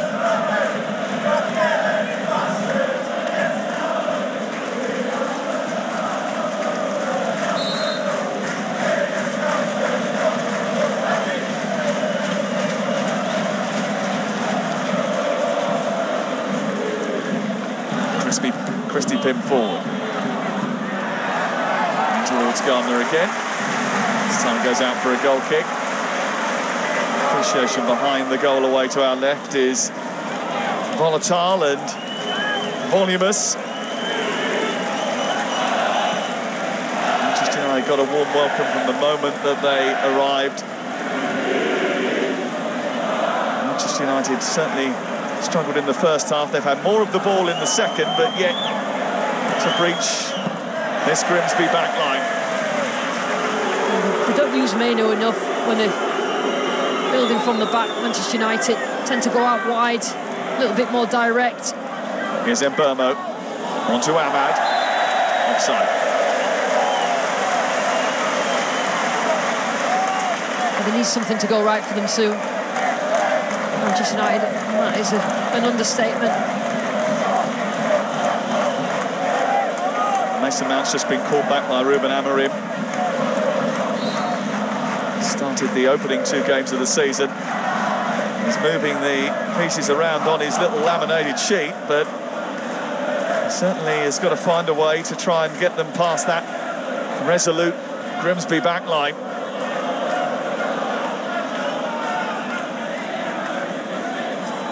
It's a great ball by Fernandez. Outside of the boot to Matthias Cunha. Matthias Cunha for Manchester United. And Burmo's shot is blocked. Comes back to Dalot. There's a bit of hesitancy amongst Šeško and Dalot there. Might just be because of the way the ball is running on the surface. Cochrane did brilliantly then.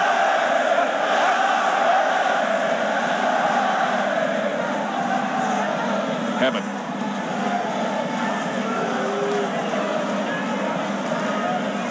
It's De Ligt. Now it's Ahmad.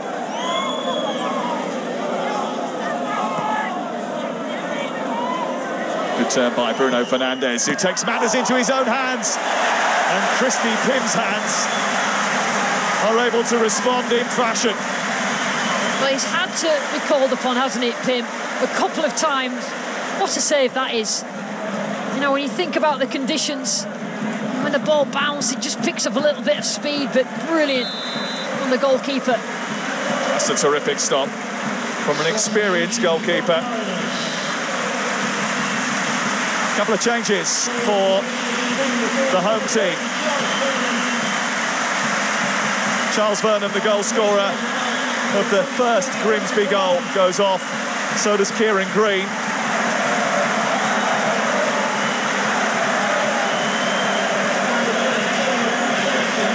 Replaced by Henry Brown. Joined the club as an 8-year-old. Signed his first professional contract last spring. And on comes Toure as well.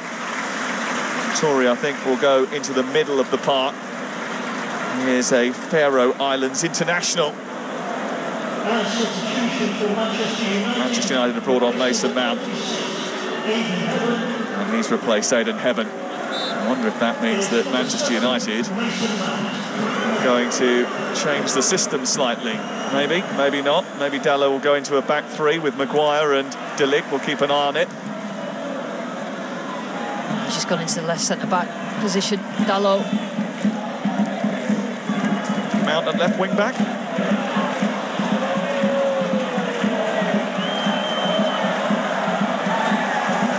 Is that a case of needs must get as many footballers on the pitch as possible? Absolutely. Mason Mount has been one of the better performers in the first couple of games. They've had some moments against Arsenal. They were good. Start against Fulham, but didn't score. And that's been a real problem.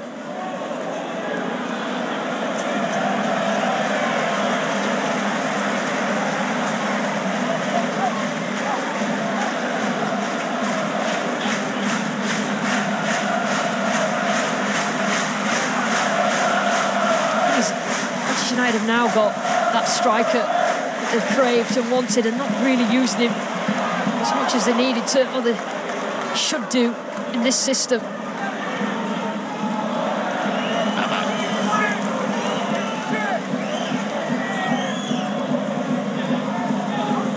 Feeds it out to Mainu.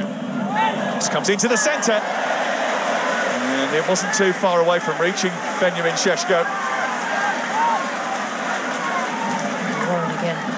Fabulous game. Can repel anything that's thrown into the box. Have to do that quite a lot in terms of in the league. The ball into the box and having to defend the centre-back. De Ligt trying to thrash it through the centre.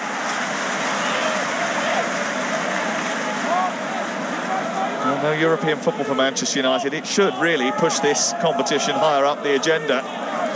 Speak to Ruben Amorim and he's pretty clear they weren't ready to play European football. Tonight they weren't really ready to play League Cup football.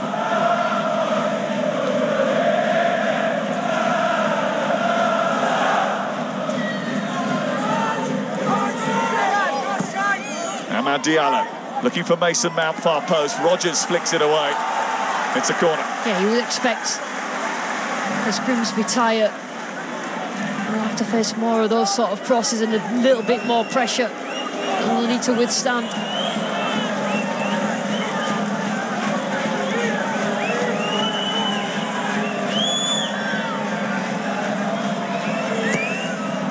Marks delivering. Put it away by Coury.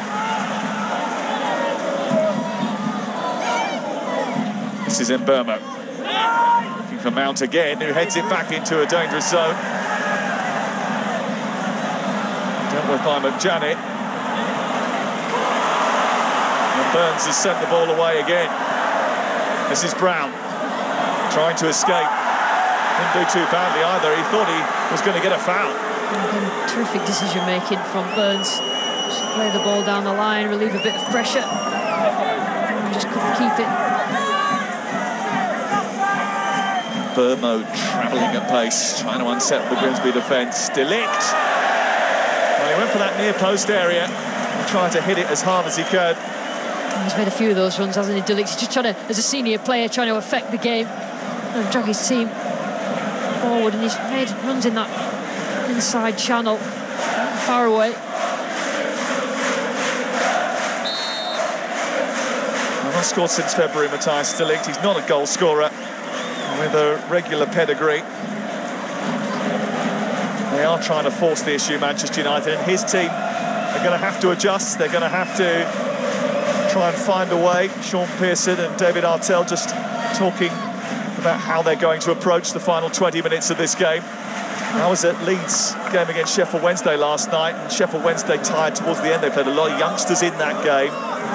They only had the 1-goal cushion towards the end of the game, and Leeds got back into it. But the 2-goal cushion certainly gives Grimsby a massive chance. Grimsby have got 3, I think, academy graduates on the pitch now. Testament to an excellent youth programme. Just got to keep that energy high. It's a club that's going in the right direction. This would be a major moment for them in their development.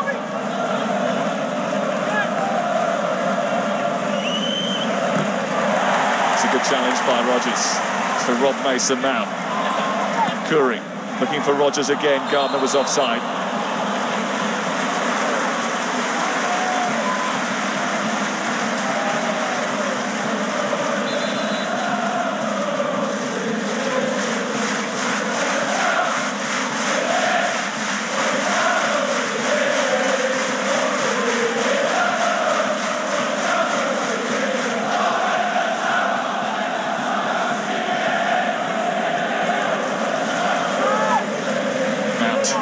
Into Cunha.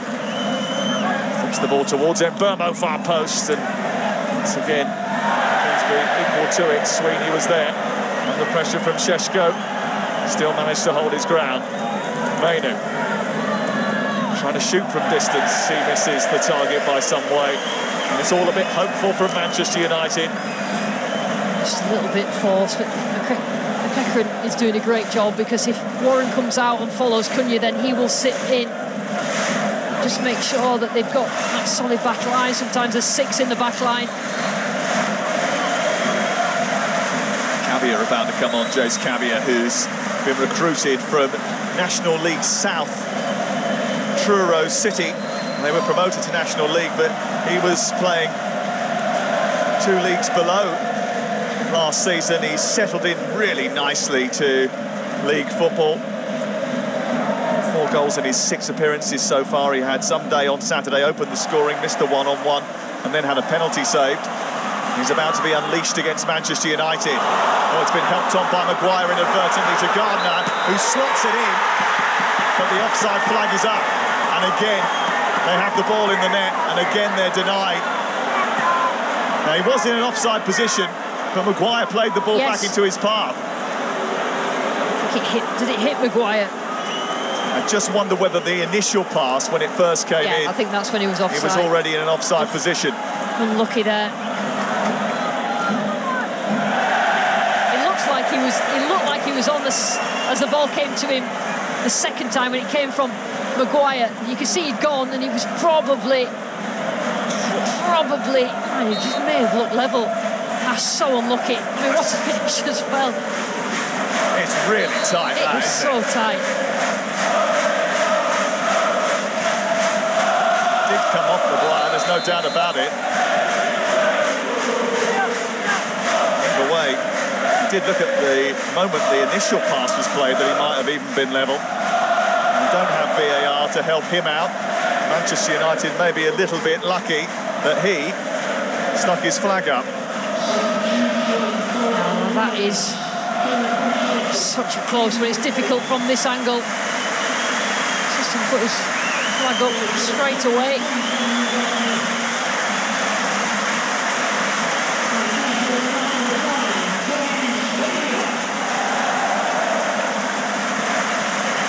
Well, there's going to be a change here. And Gunner's last act was that disallowed goal. Cabia is on.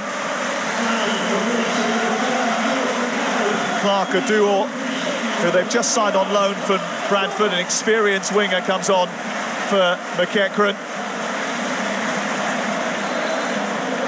Clark Aduor from Leeds United's academy. He signed yesterday, didn't he? Yep.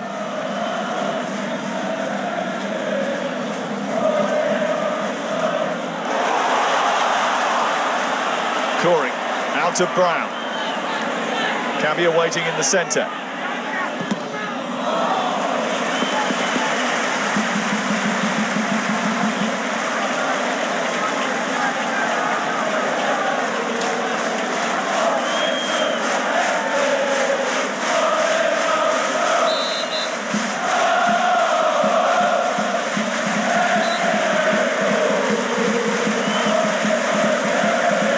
Atmosphere.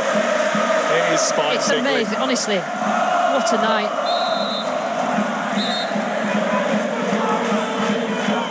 I've been waiting for Manchester United to turn up here again since 1948. Manchester United actually haven't won here since 1905. It was always a tricky trip to Cleethorpes, even when they were playing at the same level back in the early part of the last century. I don't think many thought it was going to be this tricky tonight. He just looks so disjointed. Even the changes, you know, he obviously doesn't want to change shape, but you know, they don't really need three at the back at this point. You know, it's this game that counts. The profile, like you said, Mason Mount playing left wing back. De Ligt being the player that gets a shot on goal. In the, you know, you don't want those players in those positions. But there's been so much talk about culture, quality, ownership, recruitment. Ruben Amorim has had 8 months to solve some of these issues. The goalkeeper problem is still a big one, but he is wedded to this system. Mbeumo trying to tease it into the corner, and he drags Manchester United back into the game with his first goal for the club. It's a terrific finish from Brian Mbeumo. He's off and running in Manchester United red. Will it be enough to drag them back into the match? Yeah, typically direct, and he's been like this since he's come on. Mbeumo trying to make things happen, and making sure that he runs at the defenders. Probably got a little bit of luck, got a deflection. Pim has been brilliant in goal. Just got a deflection from Ojana that just spun it past Pim. What have they got now? Well, that will certainly encourage Manchester United. And it just makes the task for Grimsby in the final 15 minutes just that little bit harder. I always talk about 2-0 being a strange scoreline. You relax. Grimsby have not relaxed at 2-0. And just try and keep that same sort of intensity. Don't take too many risks at the back.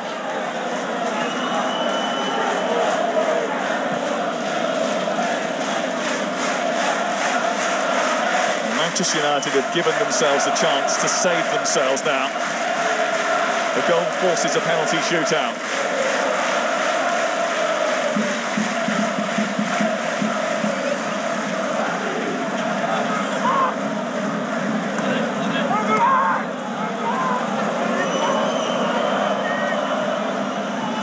Played themselves so well in the game, Grimsby.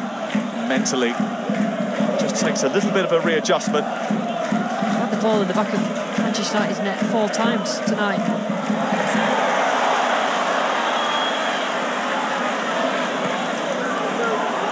Ahmad. Cunha wants it played early. It's gone to Bruno Fernandes instead. Back to Ahmad.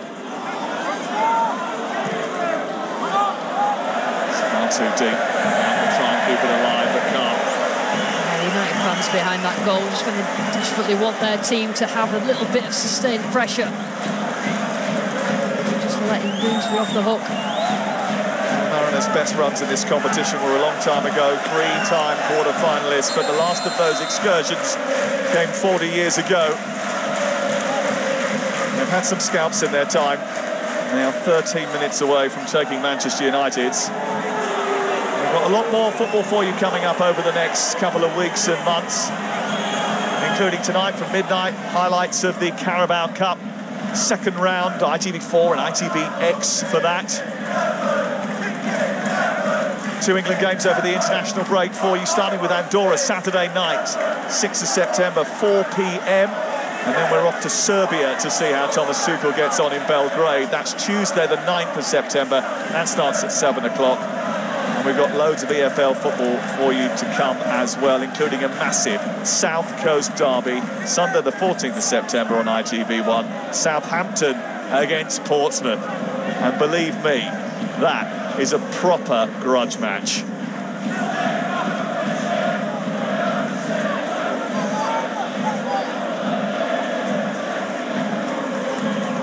Well, Bruno Fernandes just trying to orchestrate a comeback with Kobbie Mainoo. Issue here for Rodgers over on the far side. Martel thinking about making a change, and he's now doing that. Rodgers is going to have to come off. He's replaced by Reece Staunton.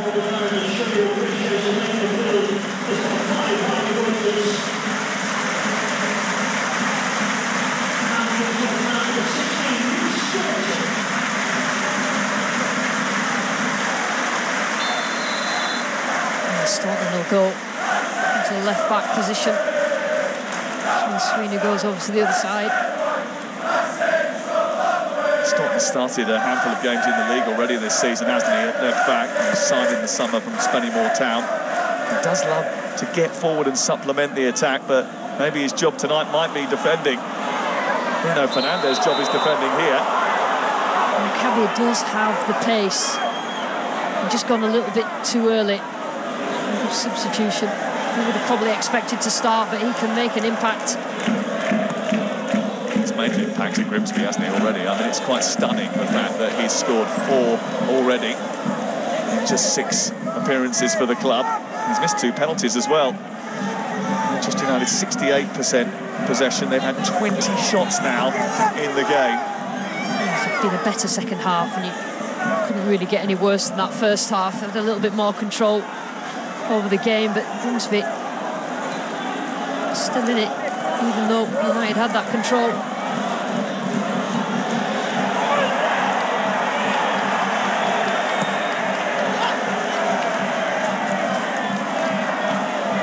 Fernandes.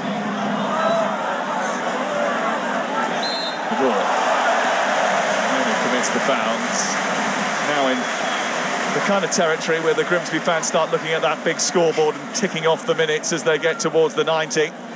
It's about their team as well, managing the game. You know, any breaks, play, just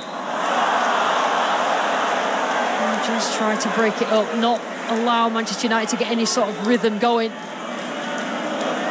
Not try to disrupt, not try to delay. They might run the clock down between now and the 90-minute mark. Xerxes about to come on for Ahmad. As Manchester United throw the dice again. This is Mason Mount flicking it through to De Ligt. De Ligt trying to ram it through the box.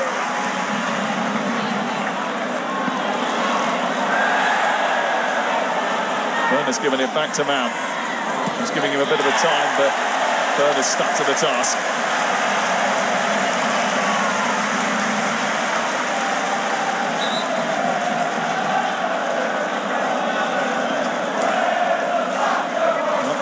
Wants to get him on. And eventually trotting off towards the far side. On comes Xerxes. His changes actually faced a bit of scrutiny at the weekend when they were in front initially against Fulham. Yeah, the subs just didn't work. Fulham's made them better. Manchester United, the subs just made them a little bit worse. Xerxes trying to cause problems immediately after his introduction. It's away by Corey. This is Mainu.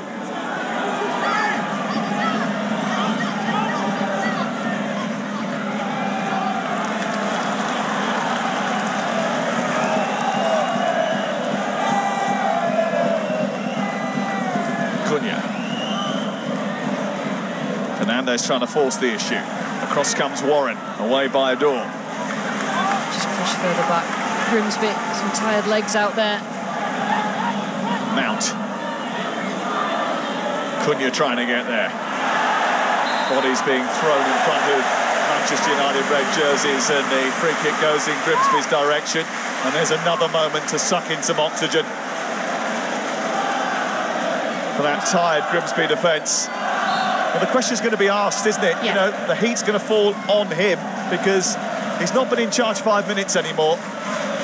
Yeah, and the way that he sets up his team doesn't produce the chances that they should do. It doesn't work. The way that they play doesn't work, because the stats tell you that about the quality of the chances and who they fall to, and the profile of the players within it.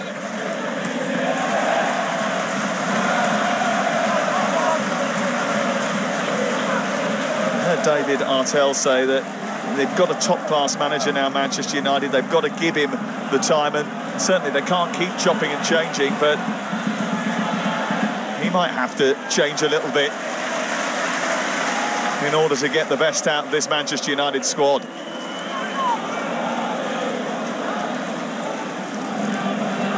Fernandez. He's headed away by Staunton.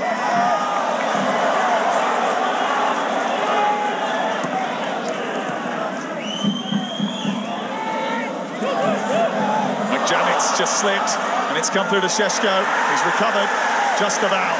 He almost got caught out by the playing surface there, McJanet. I mean, McJanet's played so well. He deserves probably a little bit of luck. Just lost the flight of the ball, stopped in the rain. No problem. Martin Miles, I think, behind us in this stand. And there was a little bit of nervous tension during the rounds, and there was all of a sudden a bit of hope behind that goal away to our right from the Manchester United fans who were trying to suck the ball in.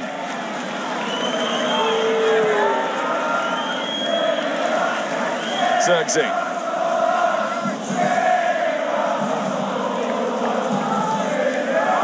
Now in Burma.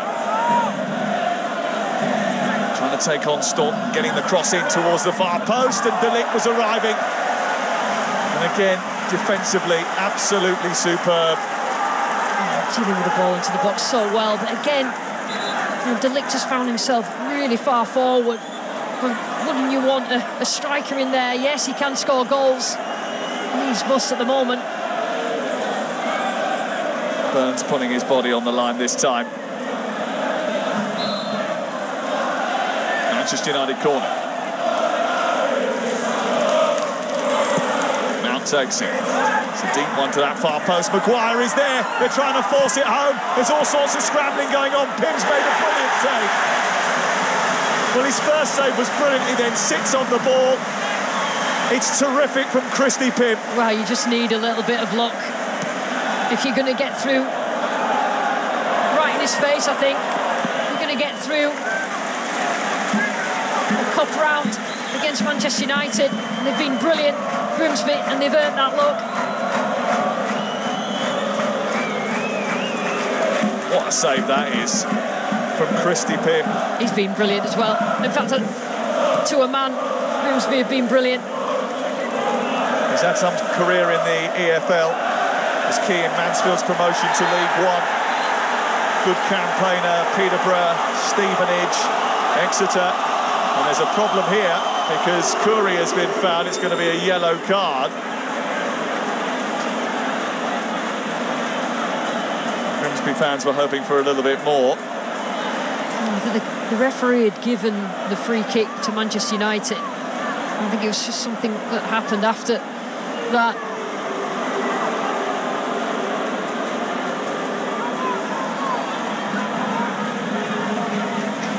Nothing more than a yellow card doing there, I'm afraid. Despite the Grimsby fans bellowing for a greater punishment.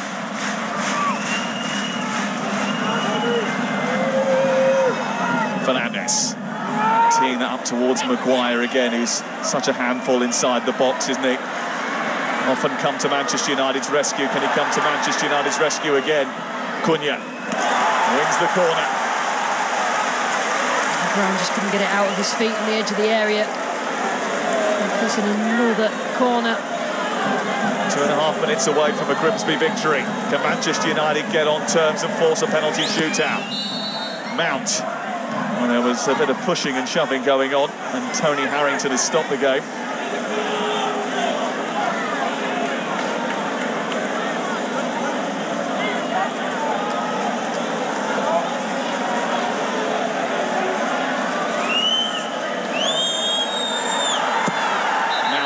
Again with the delivery. Again, there's pushing and shoving inside the penalty area.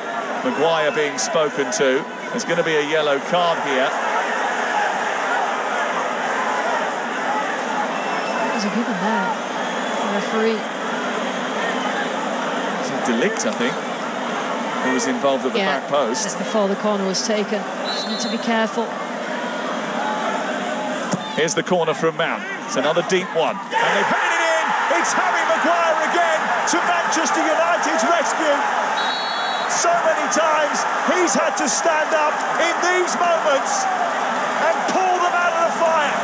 It's heartbreak for Grimsby, but it's another big Manchester United moment from Maguire. Well, the pressure had been building, hadn't it? They'd had corner after corner and lucky not to score in the last one. Tim had been excellent all night with just enough power in the header from Maguire. Few celebrations behind that goal, but the Manchester United players quickly get back into position.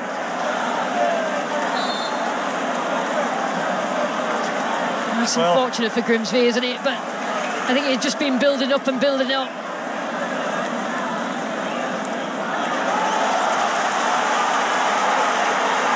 What a night. How on earth have his team dragged themselves back in? How did they get themselves into the position in the first place? That will probably be the question on everyone's lips tomorrow. Grimsby can't believe that they've seen their 2-goal lead scrubbed out. And it's not over yet. There might be as much of 5 minutes to be added on at the end of the 90 before we have a penalty shootout. That's where we're heading right now. It's been an absolutely absorbing game.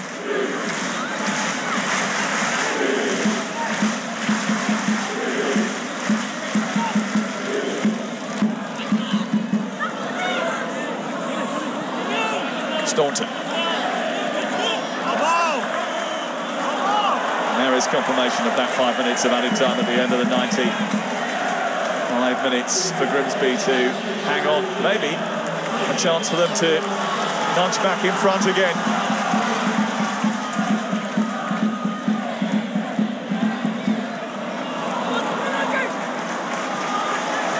Well, what must they be feeling now? I mean, they've given everything, haven't they, Grimsby?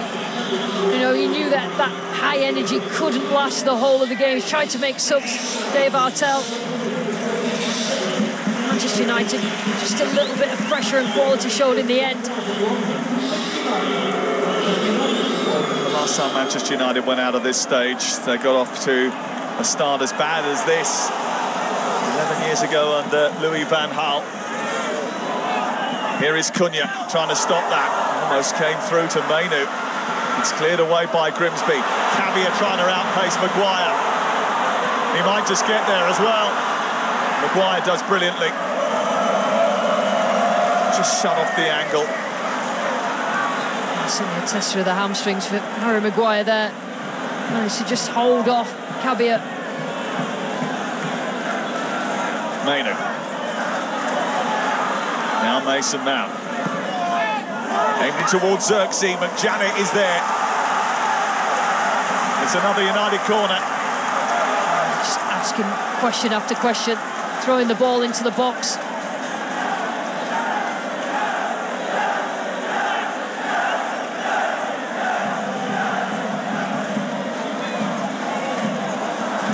They had to make changes at half-time, Manchester United. They've had to thrust Maguire into defence and attack. tonight. He got their equaliser. Can he help them steal it? It's aimed towards him again. It went over De Ligt's head, and then Mainu couldn't quite keep it under control. Every time it's just whipped in, it's causing problems for Grimsby. And they just couldn't get a hold of it.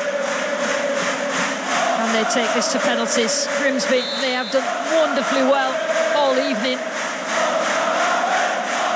Well, is this the turning point?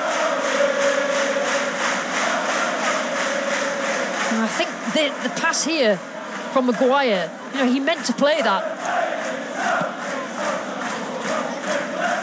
Does it reset the phase of play if he deliberately attempts to play the ball? He did have a chance to clear it, yes. He just didn't do it very well. Yeah, he made an error with a attempted clearance. Well, they think it's a Grimsby ball. Absolutely, 100%. Artel was convinced that that was the case. It's getting a bit spicy on the bench. Fourth official's getting it in the neck as well, David Webb.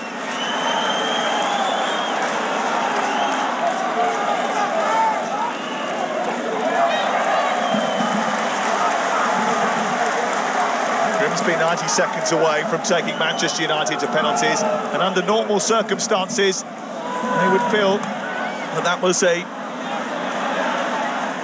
moment worth celebrating. They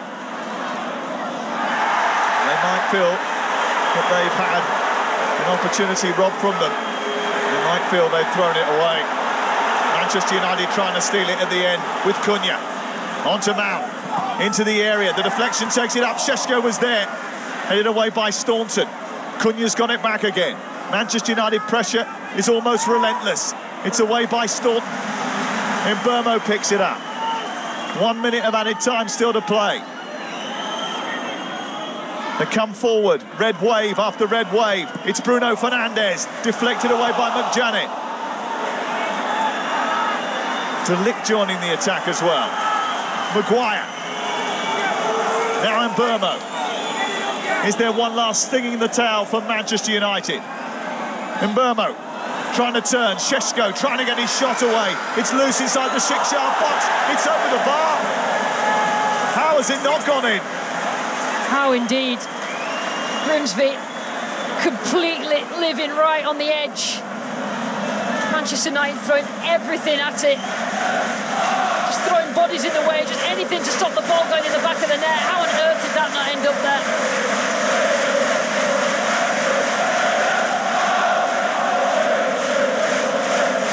De Ligt again, find himself right in front of goal. How many times has he found himself in front of goal, De Ligt? Well, Benjamin Šeško, Mbeumo and Cunha are all on the field, but still they can't get past Grimsby. It's a feature of this competition that there are a high proportion of penalty shootouts, but who predicted this? Penalties from Blundell Park are coming next. Grimsby 2, United 2.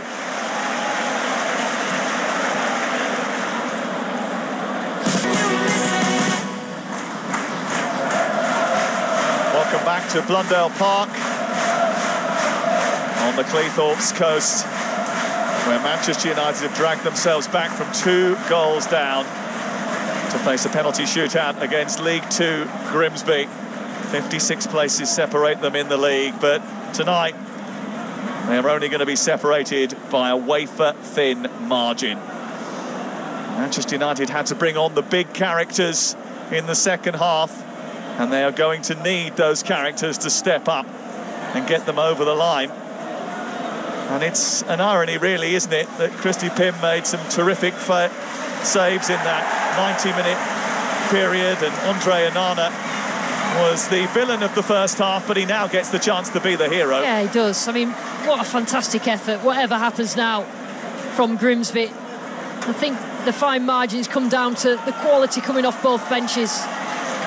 You know, the quality coming off Manchester United's bench, obviously, is a little bit of higher quality than Grimsby's, and I think that was what told in the end. He has saved some penalties in European competition, dramatic moments. Bruno Fernandes missed the penalty at the weekend. 2 goalkeepers being given their instructions from Tony Harrington. Nothing quite concentrates the mind like a penalty shootout in a cup competition. And first up is Jays Cabia, the new signing from Truro, who has taken 4 penalties already this season for Grimsby Town. He's scored 2 and missed 2. Yeah, I think he's missed his last 2. Is that right? And one saved at the weekend. He is first up in front of the Grimsby supporters.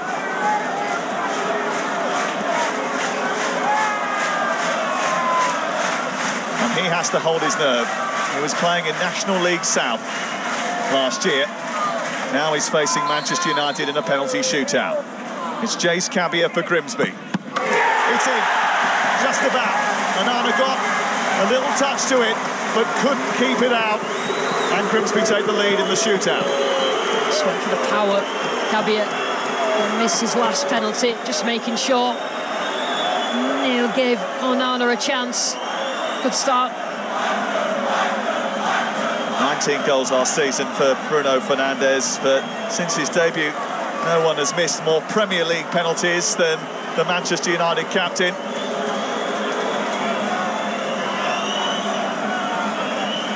Mr. Pym has already shown he's capable of heroics, but Fernandes is a big character for the big moments. Can he level it up for Manchester United?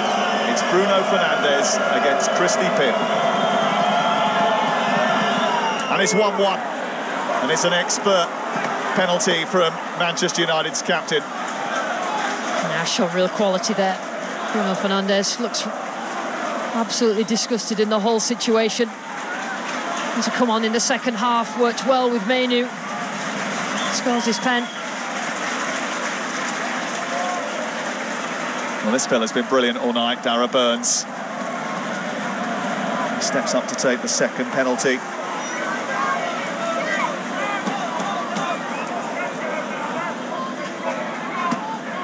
Having a bit of trouble trying to put it on the spot.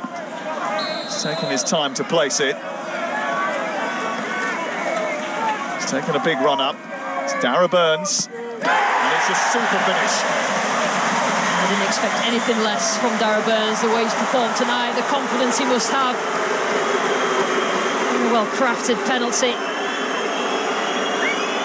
The Grimsby fans doing their best to put off the Manchester United players, but Brian Mbeumo is another one with a terrific penalty record. He's next up in Manchester United red. The nerves jangling amongst the Grimsby support.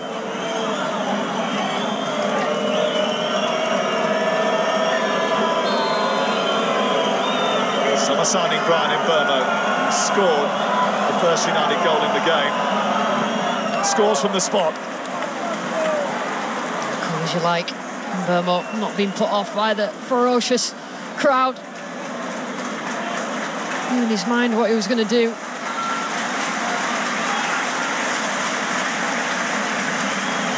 Celebrations from the Manchester United ranks as Mbeumo walks back to the halfway line. Clark Ador's only been in the building for 24 hours, signed on loan from Bradford.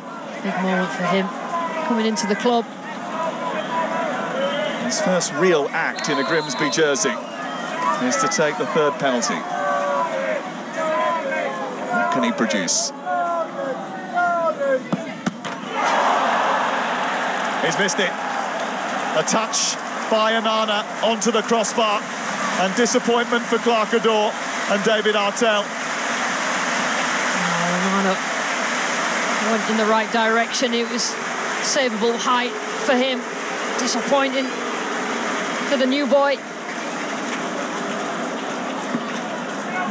Well, Mason Mount hasn't had a particularly good relationship with penalty shootouts. He missed one in the 2022 Cup final when he was playing with Chelsea, but he has the chance to give Manchester United the lead in the shootout. For the first time all night they have led, and they do. Goalkeeper went the right way, but it was too firmly struck. Just enough power about it. Mason Mount, him just grimaces, choosing the right way, just enough on it from Mason Mount.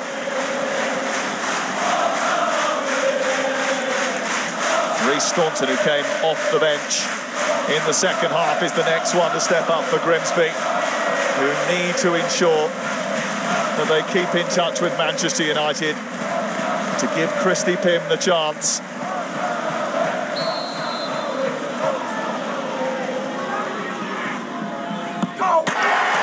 Brilliantly taken.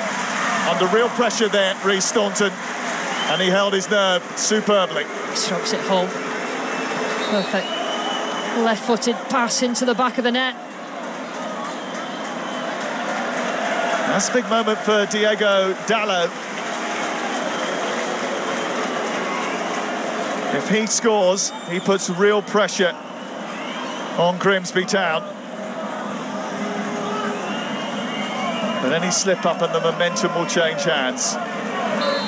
He can strike them. It's Diego Dallo with a straight run up for Manchester United against Christy Pym at a crucial point in the shootout. It's Dallo, it's beautifully converted by the Portuguese. And Grimsby have to score to stay in the Carabao Cup. Yeah, 4 quality penalties from Manchester United. Just put real pressure now on Grimsby and on Henry Brown. Henry Brown has been at the club since he was an 8-year-old. He is 18. He's only just signed his first professional contract. He came off the bench, and now he's got to score to keep them in the cup. It's Brown. Excellent. No nerves at all. I love it from the young man. And tonight has been a success for Grimsby on varying levels. Academy of Products, performance.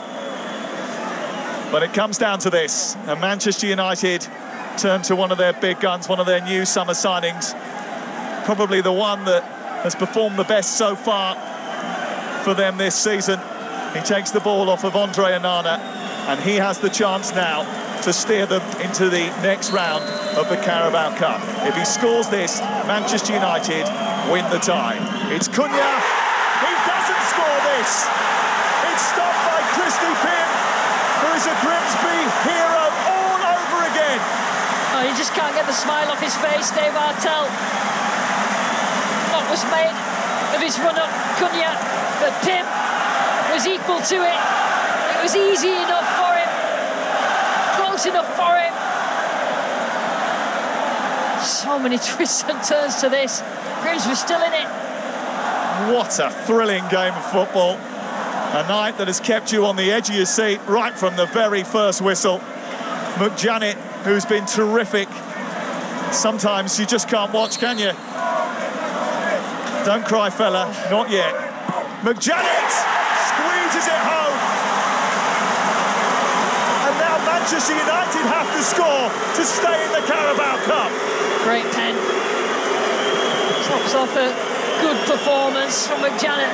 Enough power. Low enough. Sudden death. Joshua Zirkzee steps forward. It's on his shoulders. It might be on his.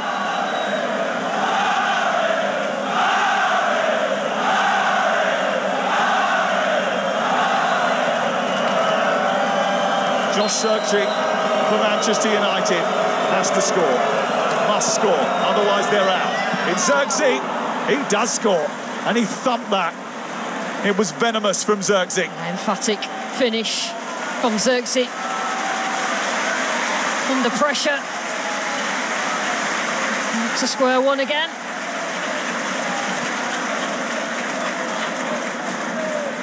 Well, we're in sudden death, so every kick is crucial. Geza Toure steps up for Grimsby, another substitute to face Andre Onana. Adrenaline pumping through the veins. Can he hold his nerve? It's Toure for Grimsby. You bet he can. Class that. Toure under real pressure. Put himself forward and wasn't picked for the initial 5. No problem. We are into that territory where those who didn't put their hand up initially are asked to take spot kicks. And Kobbie Mainoo, who's been in the news all week, his future at Manchester United under question, has to take the 14th penalty of the night.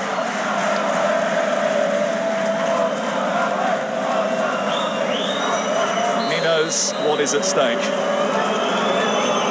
He has to score for Manchester United. It's Kobbie Mainoo. He does score for Manchester United, and he powered that home. Yeah, no doubt. Kobbie Mainoo, one of the driving force in the second half, proves he can play with Bruno Fernandes as well. That's key. Can't watch. Moving hammering. He doesn't usually watch the penalties. He's had to avoid watching quite a lot because we're going into the 8th round now. Sweeney, Jaden Sweeney, left back and right back tonight, has to take one. 6-6 in the shootout. It's Sweeney. It's in. A sigh of relief for him. Oh, the ones after the 5 initial penalty takers have been brilliant for Grimsby.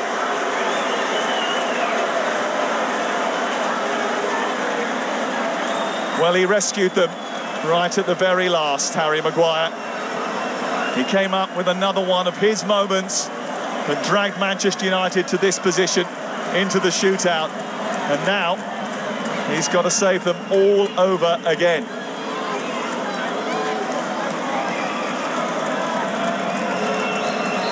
You know what he's going to do? He's going to thump it. It's Harry Maguire to keep United in the Carabao Cup. It's Maguire. What a penalty. Great penalty. Maguire, what a strike. And we go on. It might be going on all night the way this is going. Some good pens. Evan Curry, former West Ham United academy product, as part of the squad that produced some FA Cup heroics, reaching the quarter-finals back in 2023. Got the winner against Walsall in August. Now faces Andre Onana. And it's in. Again, Onana gets something to it, but not quite enough. There's just enough power, isn't there, from Curry?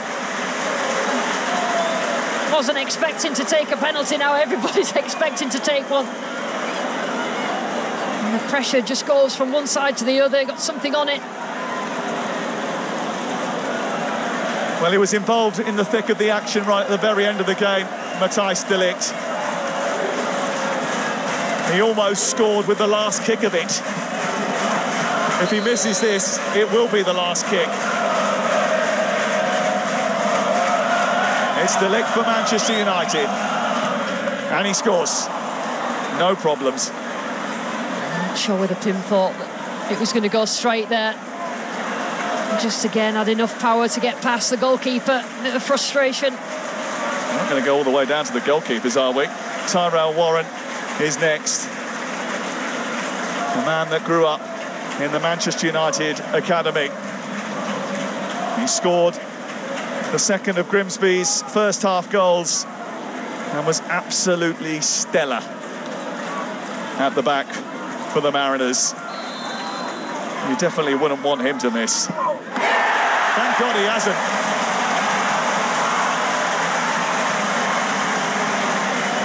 Maybe no one will. He's going to be here all night. This crowd won't mind. Well, I'm a little bit surprised that it's taken us this long to get to the star striker. Benjamin Šeško walks up to take Manchester United's 10th penalty of the night. He has to score. And as often he does, he rolls it into the net. Hardly any run-up whatsoever. He passes it. Tim guesses the wrong way. He's gone left quite a lot. Didn't do that time. It's going to be the goalies that have to take it.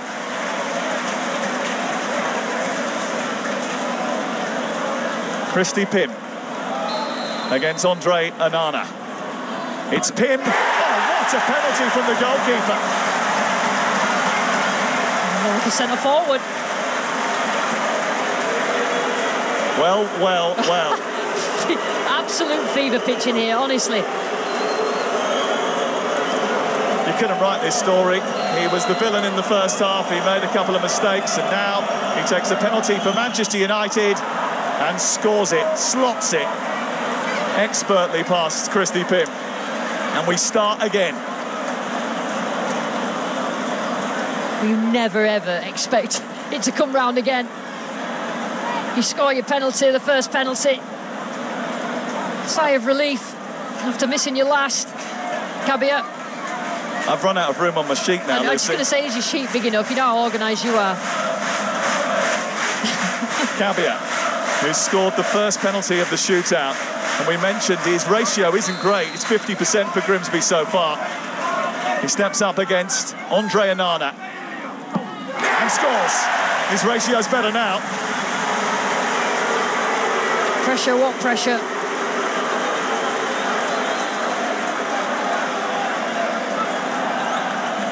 (11-10) in the shootout.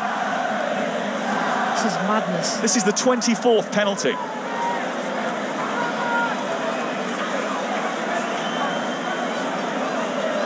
Bruno Fernandes, who scored his original penalty. I mean, Ruben Amorim probably can't believe that he's had to sit there with his head down for so long. Fernandes has got to keep his head. After missing that big penalty at the weekend, he can't afford to miss this one.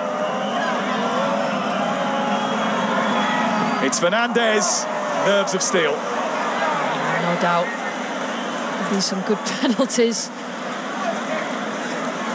He can afford a smile there, Bruno Fernandes.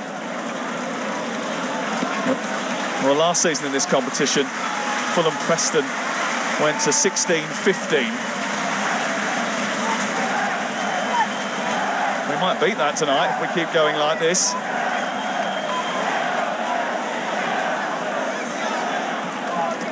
Dara Burns, the next cab off the rank. Already scored one penalty, didn't think he'd have to do it again so quickly. He has. Just about.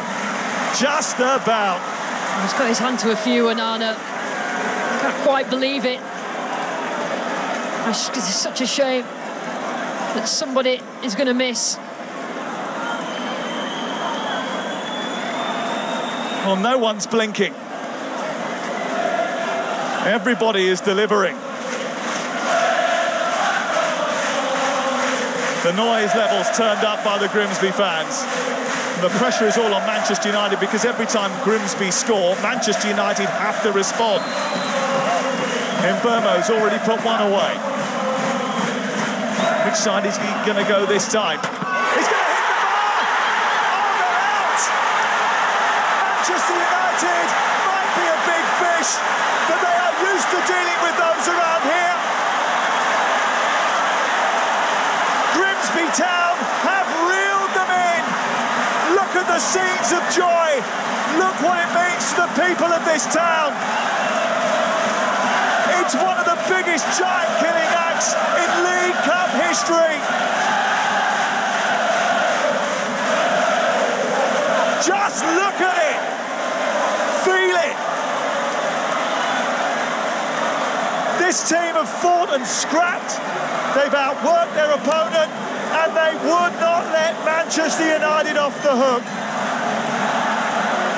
It's been 77 years since Manchester United last came to Blundell Park. They will hope it's a very long time until they see this place again. He was a hero. They were all heroes tonight. And after a summer of spending, many of United's troubles was supposed to be behind them. But there's still plenty more creases to iron out, Lucy Ward. Oh, absolutely unadulterated joy in this stadium. Absolutely incredible. You know what? Grimsby deserve it. They were brilliant from minute one, and they just kept at it. They stayed in the game when it went to 2-2, and then they just kept the nerve in the penalty shootout. What a result for Dave Artell. What a result for Dave Artell. What an experience for those players. Harry the Haddocks being thrown around Blundell Park.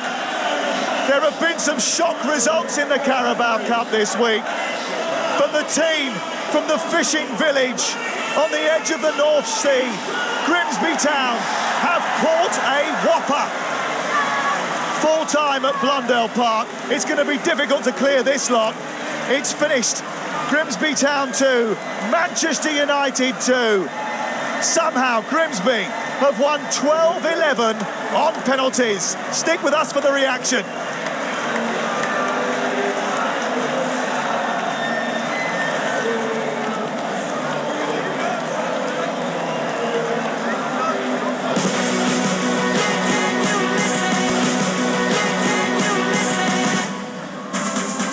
At the end of an extraordinary evening of cup football, Brian Mbeumo's miss means that Grimsby Town win 12-11 on penalties against Manchester United after it finished 2-2 after 90 minutes. United coming back from 2 down.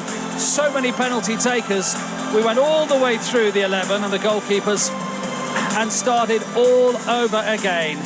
Louis Sahar and Danny Collins with us. Danny, for Grimsby Town, what a fabulous night. What a match. What a 90 minutes and penalties. Oh, unbelievable, wasn't it? You picked the right one. No, I think, going off first half alone for the effort, and they controlled a lot of the play in that first half and went in at the break, obviously 2 goals to the good. Yes, United come out second half, made a lot of changes and got on top. Grimsby got tired as the game wore on, so you could probably argue United deserved to take it to penalties, but fantastic. And what a save from Christy Pym there down to his left-hand side from Bruno. Fantastic save, and yeah, fantastic for the club. Yeah, they deserved it, and the fans have got their moment on the pitch as well. Yep, there we are. I knew there'd be a sign saying this. United get battered. They would say that in the home of the fishing industry here in Lincolnshire. That certainly for Manchester United, they go home and they wonder, Louis, where they go from here, because it was all them in the second half. Although there was a controversial goal disallowed, which would have made it 3-0, which would obviously have been game over there. What's your quick views on United?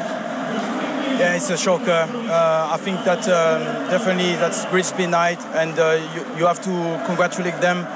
They made it very difficult in the first half, scoring those goals. Okay, by mistakes of like the players, but at the end it's like an invitation. All the time United invite those kind of performances against them, and this is not normal. And this is why I think they are in this situation. They really have to regroup.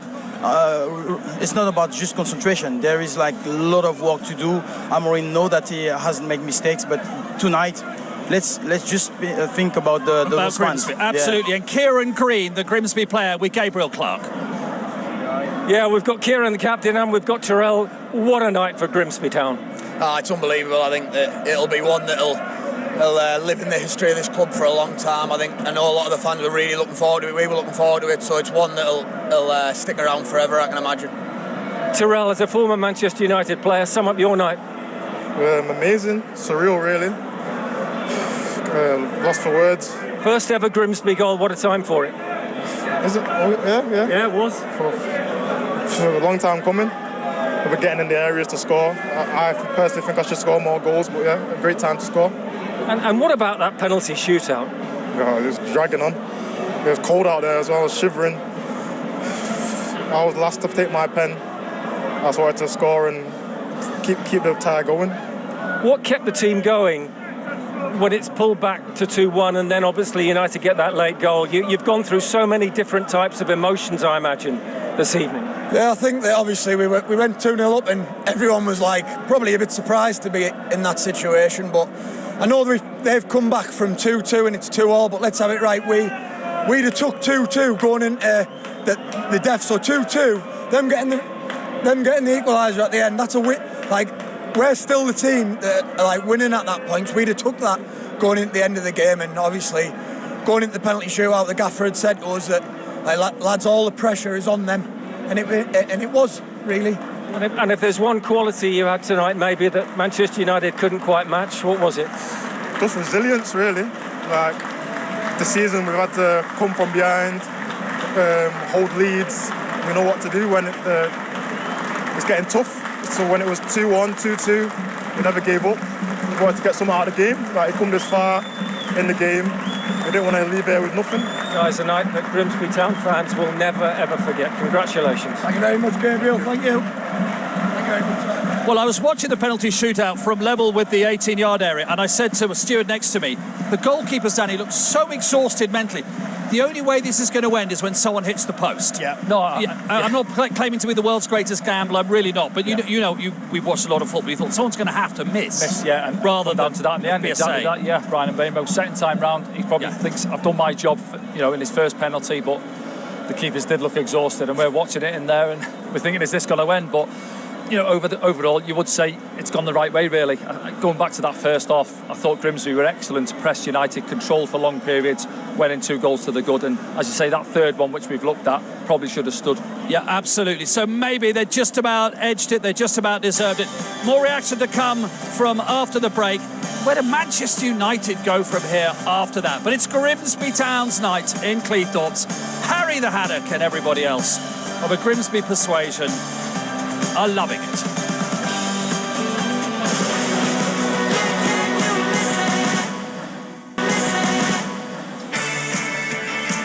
A night to remember for Grimsby Town, winning 12-11 on penalties. And those are the stats, but of course the one that really matters in the end is that Grimsby won it by 1 in the penalty shootout. Elsewhere this evening, the other scores, the draws coming up later for the third round. Everton beat Mansfield 2-0, Fulham 2, Bristol City 0, and Brighton won 6-0 away to Oxford. Grimsby winning 12-11 here on penalties. ITV4 this evening, the highlights. What a night for Grimsby Town and their manager, David Artell. Here he is with Gabriel Clark. David, many congratulations. How do you sum up that for Grimsby Town? A long penalty shootout. I said to Sean halfway through the penalty shootout, first round last year we beat Bradford 9-8 on penalties. I said to him before the penalty shootout started, I said, look, what's a penalty shootout? It's a technical thing, it's a psychological thing. You've got brilliant techniques, we work hard every day to get better. It's a thing above the front door. It's an opportunity, another chance today to get better. And these group want to get better. The techniques are fine. They're going to feel nervous walking up, butterflies, all the rest of it. Don't worry about that. What was the one quality above all, across the whole piece, that pleased you most, that got you through? I think just this is an accumulation of 15 months, 18 months, all encompassed in one night. Look, they're an unbelievable team, Manchester United, unbelievable, and I'm sure there'll be lots of, heat and all that. They've got an unbelievable manager, and they're on the right track. You can see that. You can see it, right? But we've got an unbelievable group of players as well who want to play for this football club, want to live in the area, want to get better every day, want to be coached. That's a big thing. Well played, Grimsby Town. For Manchester United and Ruben Amorim, what happens now, Louis? A lot of United fans, especially at half-time, going, where are they going under this manager? You wouldn't anticipate that they were going to change the manager, would you, at this stage, just because they've lost tonight? I think they have some consideration. They have to have a bit of rough attitude because, yes, they ask result, they ask a better performance. This ground is also difficult to come and perform, but at the end of the day, it's what they're here for. They have to do it. They have to find solution. At the moment, it's nice to have communication and all those things, but we need to see better aggression, speed of play. All this is missing. All the courage that you expect from Manchester United and the quality that comes then with it, it's not there. So there is a pressure. It was a day where he had to perform. He didn't. As a man, as a manager, they have to regroup and find solution. Danny, we need to finish with the story, of course. I make no bones about repeating what I said at the top of the programme. The strength of the English game is the pyramid system, and tonight underlines why it's so special, why it matters so much. Look at all these people still here, and Mighty Mariners out there still as well. I mean, it's fabulous to see. Yeah, fantastic night, as you say, for the football club and for the fans to come and witness it. And rightly so, people obviously knocked the cups, and certainly in the earlier rounds, but that's what it's all about. Moments of magic like we've had tonight. I say they've earned the draw in the first round against Shrewsbury, get back home here against a big team, Man United, coming into town, and they've delivered. Yeah, and you would appreciate that coming to this country, playing here, Louis, what it means, how it filters down to the lower league clubs. No, that's brilliant. That's why I love this atmosphere. The family comes together, the smallest one in the family respect the older one, and this is tradition. And this is why I think the passion is really transferred on those moments. This is like quality emotion transferred to everybody, and wherever like you like the opposition, you respect, the history, and you take it. You say, oh, we managed to add a great result with that. It will last forever, and this is what is brilliant about this football. Gents, thank you very much indeed. I think we're going to go to sleep and dream of penalties, aren't we? Thank you very much indeed. What an evening it's been here in Cleethorpes. Lots more to look forward to. A final reminder, Carabao Cup highlights, ITV4 for a full roundup this evening. Then a week on Saturday, we're with England as they resume their World Cup qualifiers against Andorra at Villa Park. That's followed a week on Tuesday with a tricky trip to Serbia for Thomas Tuchel's team. Both matches live on ITV1 and STV. And our championship action is cranking into gear with a selection of fabulous local derbies. South Coast Derby, 14th of September. Southampton entertain their old friends Portsmouth. Well, here, Grimsby Town thought they'd reeled in a big fish, then it looked like they'd lost it, but they landed Manchester United in the end. What a night for Grimsby Town. Thank you for your company. See you next time. Bye-bye for now.